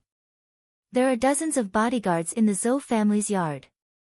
Their waists are bulging. Judging by the shape, they are definitely not batons, they must be guns. With such a formation, even a fly would find it difficult to fly in. If the Zhou family's enemies are ordinary people, Lin Luoran sneers. She has good hearing. She stays on the roof and hides in the dark. The bodyguards don't notice her at all. Lin Luoran also hears the conversation of the Zhou couple. No wonder Mrs. Zhou was so arrogant last time in the hospital. It turns out that Commander Qin and the old man of the Zhou family were friends. However, Zhou Guojun was still sober in the end. No matter how close they were, their friendship would fade away after meeting Baojia after she asked for it countless times. However, Zhou Guojun did have some ability. He actually managed to find a helper who could deal with ordinary people. There are no stars tonight. Countless lights are shining in the noisy capital. In the Zhou family's house in the suburbs, it is so quiet that only Mrs. Zhou's sobbing can be heard. It's too late to cry now. Lin Luoran gently lands on the balcony of the second floor. Mrs. Zhou, who is sobbing, suddenly raises her head. The bodyguards are not to be trifled with. They pull out their guns quickly and orderly. However, as a cultivator, Lin Luoran's reaction is faster. The bullets didn't even have time to be fired. The bodyguards felt their bodies being pulled by an invisible force and fell off the balcony. Bang! Bang! Bang! At this moment, the bodyguards downstairs also react. Bullets are flying towards the balcony on the second floor. They are determined to turn Lin Luoran into a sieve. Lin Luoran raises her eyebrows as the bullet hits the glass silently. Bulletproof glass. It seems that the Zhou family has not given up. They are really going to fight with her. Lin Luoran is in the level of laying foundation, but she is still a flesh and blood cultivator. Bullets are flying towards her from a few steps away. Lin Luoran still cares a little, but only a little. While dodging the bullets, golden light gathers on her fingertips. It is the same Betrayal spell that Lin Luoran used to carve a jade pendant for Tess in the North Pole. Now that Lin Luoran is in the level of laying foundation, the Betrayal spell is no longer a simple bee sting. As soon as she finished forming a seal, many golden bee stingers whizzed out from her hands. They collided with the bullets and actually penetrated the bullets, nailing these shockingly fast lethal weapons back to the ground. Mrs. Zhou nervously grabs Zhou Guojun's hand. Zhou Guojun gives her a reassuring look. The Zhou family is well prepared. If Zhou Guojun had the eyesight to clearly see the appearance of the bullet on the ground, perhaps his confidence would not be so strong. The bullets don't just fall to the ground. The bee stingers cast by the spell of gold go through the heads of the bullets and the tails of the bullets. The bee stingers changed the trajectory of the bullets and nailed them back to the ground. What's more, the bee stingers are extremely sharp. However, it seems that all the stingers have a target. All the bodyguards with guns have their hands pierced through in an instant. The tendons of their hands are hurt and they are lying on the ground, wailing. Lin Luoran turns around and smiles at Mrs. Zhou. Mrs. Zhou is even more nervous. Mrs. Zhou, we meet again. Because of the bulletproof glass, the people in the room can't hear as well as Lin Luoran. They can only see Lin Luoran's lips moving. Mrs. Zhou can't hear what Lin Luoran is saying, but she can see the sarcasm in Lin Luoran's eyes. Mrs. Zhou is obviously scared, but she is also angry for no reason. Mrs. Zhou has hated Lin Luoran ever since they fought in the hospital and Mrs. Zhou ran away. Later, Zhou Yaoi's bones were broken and Mrs. Zhou found out that it was Lin Luoran who did it. Mrs. Zhou wants all of the Lin family to die with her. However, Zhou Yaoi's master said that the Lin family is under the protection of someone. They have to endure. They have been enduring for 3 years, but what they get in return is her son's body. Thinking of this, Mrs. Zhou stares at Lin Luoran through the window with hatred in her eyes.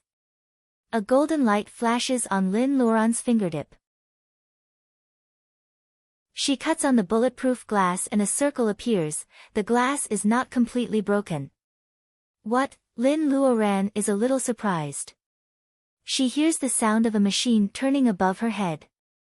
A bell-like object falls from the roof and covers Lin Luoran in it. It must weigh more than 1,000 pounds. The aftershock even shakes the balcony on the second floor. If the Zhou family's house had not been built in such a way, the balcony would have collapsed under the heavy weight. Seeing that Lin Luoran is covered in the bell, Mrs. Zhou is overjoyed. Zhou Guojun is more steady. Crack, crack. The sound of a mechanism is heard. As expected, there is a familiar, secret door in the Zhou family's study. The door is moved aside and a middle-aged man in a Taoist robe appears. Master, your plan is perfect. Now that the devil is trapped, shall we move on to the next step? Zhou Guojun bows his hand. He seems to respect this Taoist very much. Who says that the Zhou family must rely on others?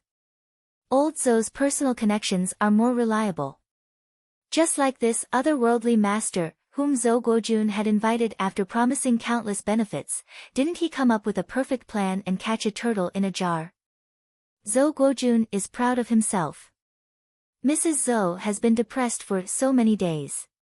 She doesn't even notice the master she invited. Her hands are trembling. God knows. If he knew that it is a master in the level of laying foundation who is causing trouble for the Zhou family, he would never step out of the cultivation place no matter how good Zhou Guojun's promise is. What should he do now? The middle-aged Taoist is thinking about it. He is just thinking that the strengthened bell and glass can withstand the attack of a cultivator in the level of laying foundation. Suddenly, the bell shakes. Hiss, the bell shakes.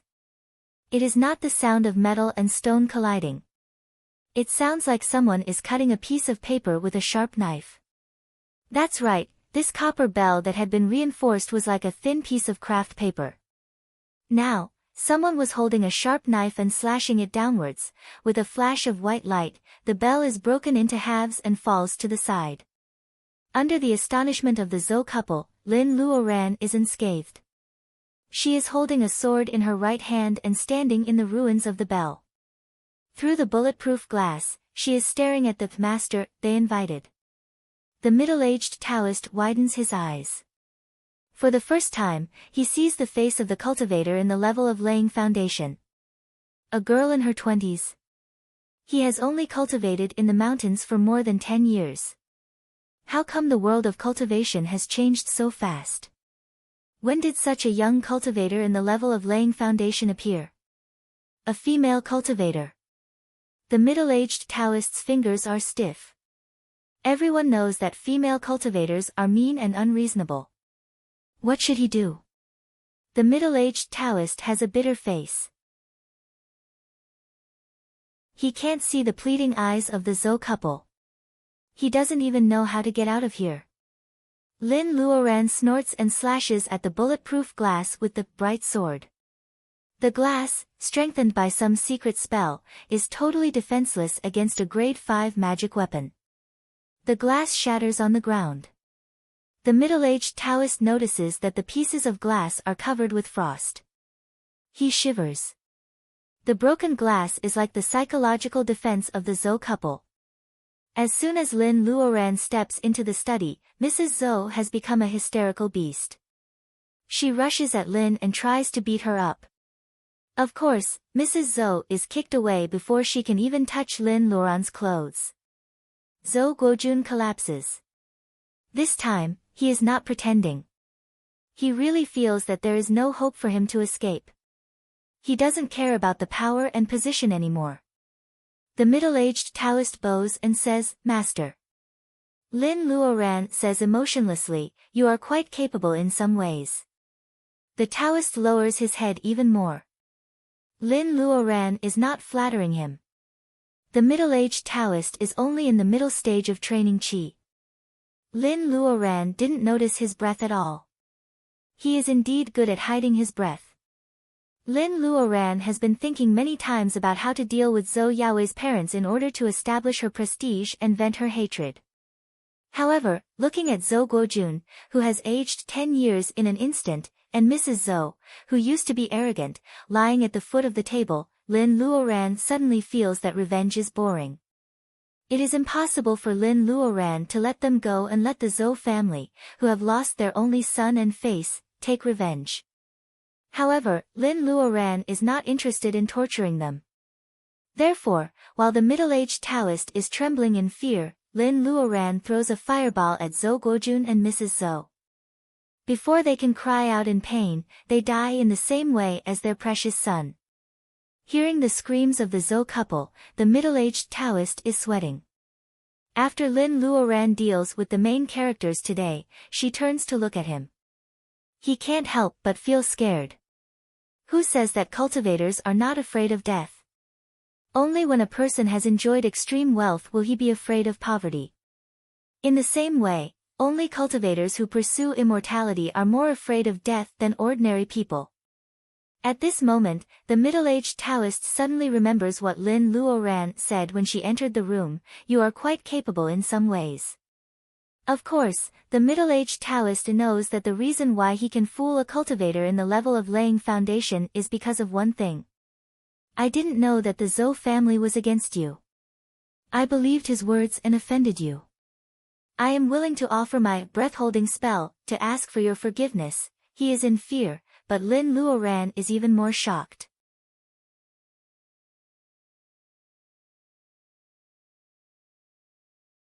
Since she, a foundation-building cultivator, couldn't discover the existence of a middle-stage or a refining cultivator, this breath-restraining technique didn't seem to be a common item. It could be considered another harvest from this trip. Looking at the bodyguards lying on the ground, Lin Luoran smiles. "What? Do you still want to stay and be loyal to the Zhou family?" A bodyguard mustered up his courage and asked, "You won't kill us?" Lin Luoran asks casually, "Do you hate me?" The bodyguard quickly shook his head. "Will you call the police?" The bodyguard thought for a moment and shook his head firmly. "Then, will you announce what happened tonight?" This time, it was the bodyguards who shook their heads. "Announce? Are you kidding me? What they saw tonight is probably a secret power. They may have to hide their names in the future, in case someone finds them. How can they announce what happened everywhere?" "Then, you can go now." These three reasons are not only for the bodyguards but also for Lin Luoran herself. She won't attack unless she is attacked. Lin Luoran hopes that she can stick to this belief until the end. She won't become a bully and a murderer. The bodyguards help Lin Luoran out of the Zhou family's gate. The servants have already escaped in the chaos. Lin Luoran looks at the brightly lit Zhou's house in the dark night. She suddenly sighs with emotion. She thinks of old Master Zhou, whom she has never met. This may be the emptiness after revenge. She does admire him. Actually, she has only heard a few words about old Master Zhou. The first time she heard about him was when Mrs. Zhou mentioned him in the corridor of the hospital, which calmed Commander Qin down. At that time, Lin Luoran thought it was strange. Now she realizes that it must be because of the life-saving friendship of old Master Zhou. Then there was the fact that old Master Zhou was old friends with cultivators. Lin Luoran has to pay a price to hire this cultivator. However, without old Master Zhou's friendship, she can't even get in touch with this cultivator. Old Master Zhou's kindness to Commander Qin and his friendship with the cultivator are both his legacy to his descendants. However, his descendants are too disappointing. Mrs. Zhou's excessive demands lead to the estrangement between the Zhou family and the Qin family. Commander Qin refuses to marry into the Zhou family, which becomes the trigger for all kinds of things until now. The tea cools down when people are gone. What will old Master Zhou feel if he knows this in the afterlife? Lin Luoran looks back at the brightly lit Zhou's house.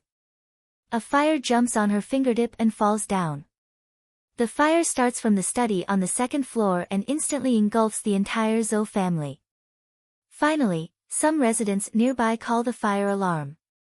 Hearing that the sound of the fire engine is not far away, Lin Luoran makes sure that the fire has no chance to spread to other places. Lin Luoran casts the wind-riding spell and disappears into the night sky of the capital as she came. The Zhou family is finished. With the cooperation of all parties, a new round of reshuffling takes place in the capital. The direct descendants of the Zhou family have fallen, and no one knows whether they are dead or alive. Surprisingly, the leaders of the Zhou family don't show any special reaction. Those affiliated to the Zhou family ask for an investigation, but soon, their political enemies seize the opportunity and take them down. There are only so many seats in the capital. The fewer people who occupy the seats, the more people from other factions can fill the seats. Not only that, after knowing the reason of the fall of the Zhou family, these unscrupulous nobles begin to restrain their descendants. They act cautiously and keep a low profile. In this world of singing and dancing, the power that you think is infallible is not a barrier that can protect you from doing evil. Some people don't care about these things.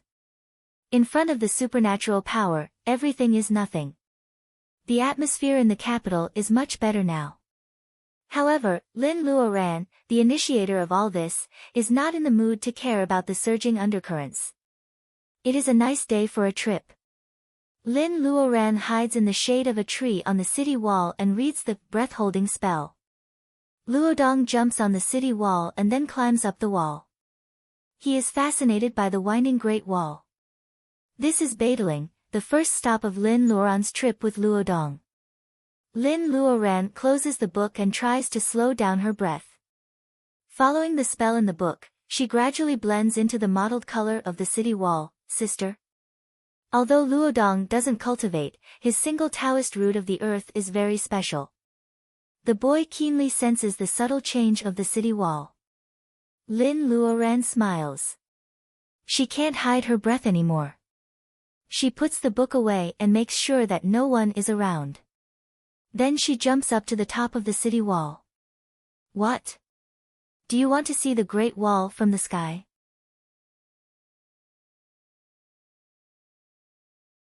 Chapter 173. There are more than 3,000 chapters in this book, and it is very likely that there will be a second chapter today. Therefore, I'm begging for your collection and comments. In Luodong's life, he has had 3 different flying experiences. He was only 7 or 8 years old at that time, and he was even more shy than he is now. Sitting on Goldie's back, Luodong clenched his fists nervously and looked down at the Mount Qingcheng. He was so curious and nervous that his heart almost stopped beating. Sitting on a plane was a completely different feeling. The clouds blocked one's line of sight. The blue sky was quiet and peaceful, making one's heart want to roll around in the clouds and sleep comfortably on the cloud bed. However, these 2 kinds of thoughts were filled with comfort and ease, inevitably losing the courage of a little man. Not like now. Luodong is standing in front of the sword of bright snow, and there is a light shield in front of them. The fresh air filters through the shield, which makes people feel refreshed. Due to the friction caused by flying at such a high altitude, the shield blocks the wind. It is indeed a must for home travel. Oh, it should be a must for home flying. His classmates who talk about online games every day may never have such an experience. Luodong is standing on a flying sword and looking down from the sky of the Great Wall of China. Those tourists are right under their noses, but they can't see Luodong and Luodong above their heads. This is really a strange and nervous feeling. Sister, can't they see us? After all, from the inside, the light shield is also shining. Even if the people below are blind, can't they see the light bulb shaking above their heads? There are so many ways for a cultivator to not be seen by mortals. For example, this light shield is supported by the spell of the water, which avoids the problem of friction when flying at a high speed. In addition, there was a soundproof barrier called mini-kiliacosm. From the eyes of mortals, they couldn't see the cover overflowing with spiritual chi, so they naturally couldn't see the flying sword and the two people in the cover. Of course, things like mini kiliacosm wasted too much spiritual power when flying. Even in the previous cultivation world, few people used it. That was why the sky was filled with sword lights and magic weapons. Seeing Lin Luoran nodding, Luodong is excited. He keeps saying, lower, lower. Lin Luoran, who has always been agreeable to him, smiles. She controls the sword-riding spell and rises to the sky slowly. The sound of the wind blowing through the light shield could be heard. The Great Wall was getting smaller and smaller. The heads of the tourists were like ants. Higher, higher. Luodong feels that his heart is beating fast. The feeling of flying makes his blood boil. For a moment, he even felt that if he could go back in time, he would even dare to resist those cruel kidnappers when he was young. White clouds floated past the light barrier. Unknowingly, the two of them had already flown to such a high altitude. Seeing that Luodong is no longer scared, Lin Luoran doesn't say anything. At this moment, silence is better than words. Where should he go next? A large group of people in the capital, such as Minister Chen of the Special Department and Foppish Mu, who has become an elite in the business circle, all want to see Lin Luoran for various reasons. Unfortunately, Lin Luoran and Luodong didn't go back after they finished the Great Wall. Instead, they bought train tickets to Shihen. 2 hours later, they got on the train. In fact, if Lin Luoran flew on her sword, it would be much faster. However, the purpose of this trip was to help Luodong improve his fear of crowds. Therefore, Lin Luoran chose to take the train and bought 2 hard berth tickets. Both of them have changed into simple casual summer clothes. However, when they got on the noisy carriage, they were still eye-catching. People in the carriage who are busy putting their luggage can't help glancing at them.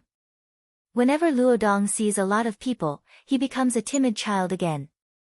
However, Lin Luoran squeezes through the crowd by herself.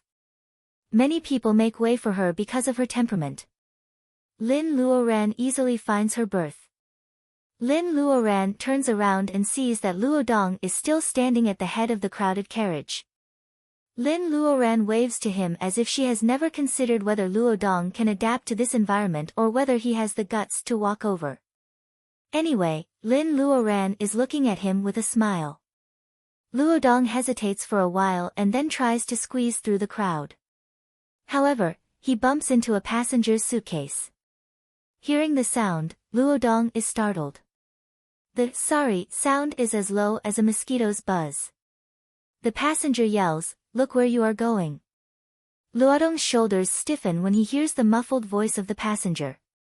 However, the thick-shouldered passenger adds, "What if it hits your foot?" Isn't he blaming Luodong? Luodong nods and says, "Sorry," again. Suddenly, he has some courage. Like a mudfish, he squeezes through the crowd quickly. Lin Luoran sees everything, but she still says nothing. With a long whistle, the train started to move. Lin Luoran bought 2 lower berths facing each other. Luodong wants to talk about how he felt just now. However, Lin Luoran is looking at the scenery outside the window, so he doesn't say it. Lin Luoran gets on the train right after she buys the ticket. Unlike other passengers who have prepared snacks, Lin Luoran is on the train at 4 p.m. An hour after the train starts, some passengers on the upper berth and next to Luodong start to eat snacks and instant noodles. Under Mrs. Lin's strict supervision, Luodong's mother makes sure that every meal is nutritious. Therefore, Luodong is not allowed to eat instant noodles. Therefore, when it's almost lunchtime, Luodong smells the aroma of instant noodles and craves it. Lin Luoran notices that Luodong keeps glancing at other passengers out of the corner of his eyes. She can't help but laugh in her heart. However, Luodong doesn't say anything, so Lin Luoran pretends that she doesn't see him. At 8:00 o'clock in the evening, most of the passengers have finished dinner and are chatting. Before Lin Luoran says that she feels sorry for them, a student sleeping on Luodong's upper berth feels sorry for them first. They look like sister and brother, but they haven't even had a sip of water since they got on the bus, let alone eating. Is there anything wrong with them? In fact, appearance can really make a good first impression. The boy doesn't think that if he really can't afford to eat, he won't be able to buy 2 berth tickets. Of course, he doesn't dare to talk to Lin Luoran. After thinking for a while, the boy tries to wave his hand to Luodong. Hey, are you going on a trip with your sister? What? Someone takes the initiative to talk to him. It doesn't look bad. Luodong's voice is not loud, but he speaks in an organized way. He says that he is going on a trip to Shihen. I see. My name is Rong, Donglin. What about you? Hearing the word Dong in Rong's name, Luodong feels more friendly. However, he doesn't lose his vigilance. He tells Rong his name and doesn't mention Lin Luoran, who seems to be asleep on the berth. The two get to know each other quickly. Rong takes out 3 bowls of instant noodles and says awkwardly, I got off the train at Shihen. I bought so many bowls of instant noodles and I don't know how to eat them all by myself. Luodong, can you do me a favor and help me? Luodong licks his lips. Is this really okay? After all, he is only 12 years old. He can't stand such persuasion. Looking at Lin Luoran, who is sleeping, Luodong thinks that his sister must be hungry, so he can't help but nod. Rong turns over and tries to get up. Luodong thinks that it is inappropriate for him to ask Luodong to help him after he has eaten Rong's food. Therefore, Luodong plucks up his courage and says that he will make the instant noodles himself. Rong is patient. He knows that Luodong should take care of Luodong's self-esteem. He tells Luodong where to turn on the water and warns Luodong to be careful. It is the first time for Luodong to make instant noodles. It takes him a long time to make the seasoning bag according to Rong's instructions. When he finally gets to the water with 2 bowls of instant noodles, he is already sweating profusely. As soon as Luodong leaves, Lin Luoran, who has been sleeping, opens her eyes. Her black pupils seem to be shining brightly. Rong feels ashamed when he is sleeping and doesn't dare to look at her. Lin Luoran smiles and says in a low voice, good people will be rewarded for their good deeds. The boy who looks like a student is trying to avoid eye contact with Lin Luoran. What? Rong doesn't hear it clearly. Lin Luoran closes her eyes again. It turns out that Luodong has come back with 2 bowls of instant noodles. Luodong puts the bowl of instant noodles on the table and says, Donglin, you eat first. Then he leaves with another bowl. Rong looks at Lin Luoran, who seems to be pretending to be asleep. He is confused. Lin Luoran is not asleep. Why did she ask her younger brother to fetch the instant noodles? If it is because of her self-esteem, why did she open her eyes halfway and let Rong know that she is awake? When Luodong finishes making the noodles and comes back, Lin Luoran wakes up. After listening to Luodong's story, Lin Luoran only says, thank you, to Rong, as if she doesn't want to get close to him. Luodong blushes. He doesn't know why his sister, who has always been nice to him, is so cold this time. He tries to talk to Rong about something else, trying to make the kind-hearted Donglin feel less awkward. However, Luodong is a kid who doesn't like to talk to others. He can't talk about Goldie, spells, and flying swords. There is nothing interesting in the school. The only thing he can talk about is the villa of the Lins, which is different from other people's. Luodong talks about the delicious peaches at home, the fruit wine made by his sister, and the flowers in the house. Rong doesn't think that Luodong's house is a big villa. He thinks that Luodong is talking about the countryside, and he listens to Luodong with great interest.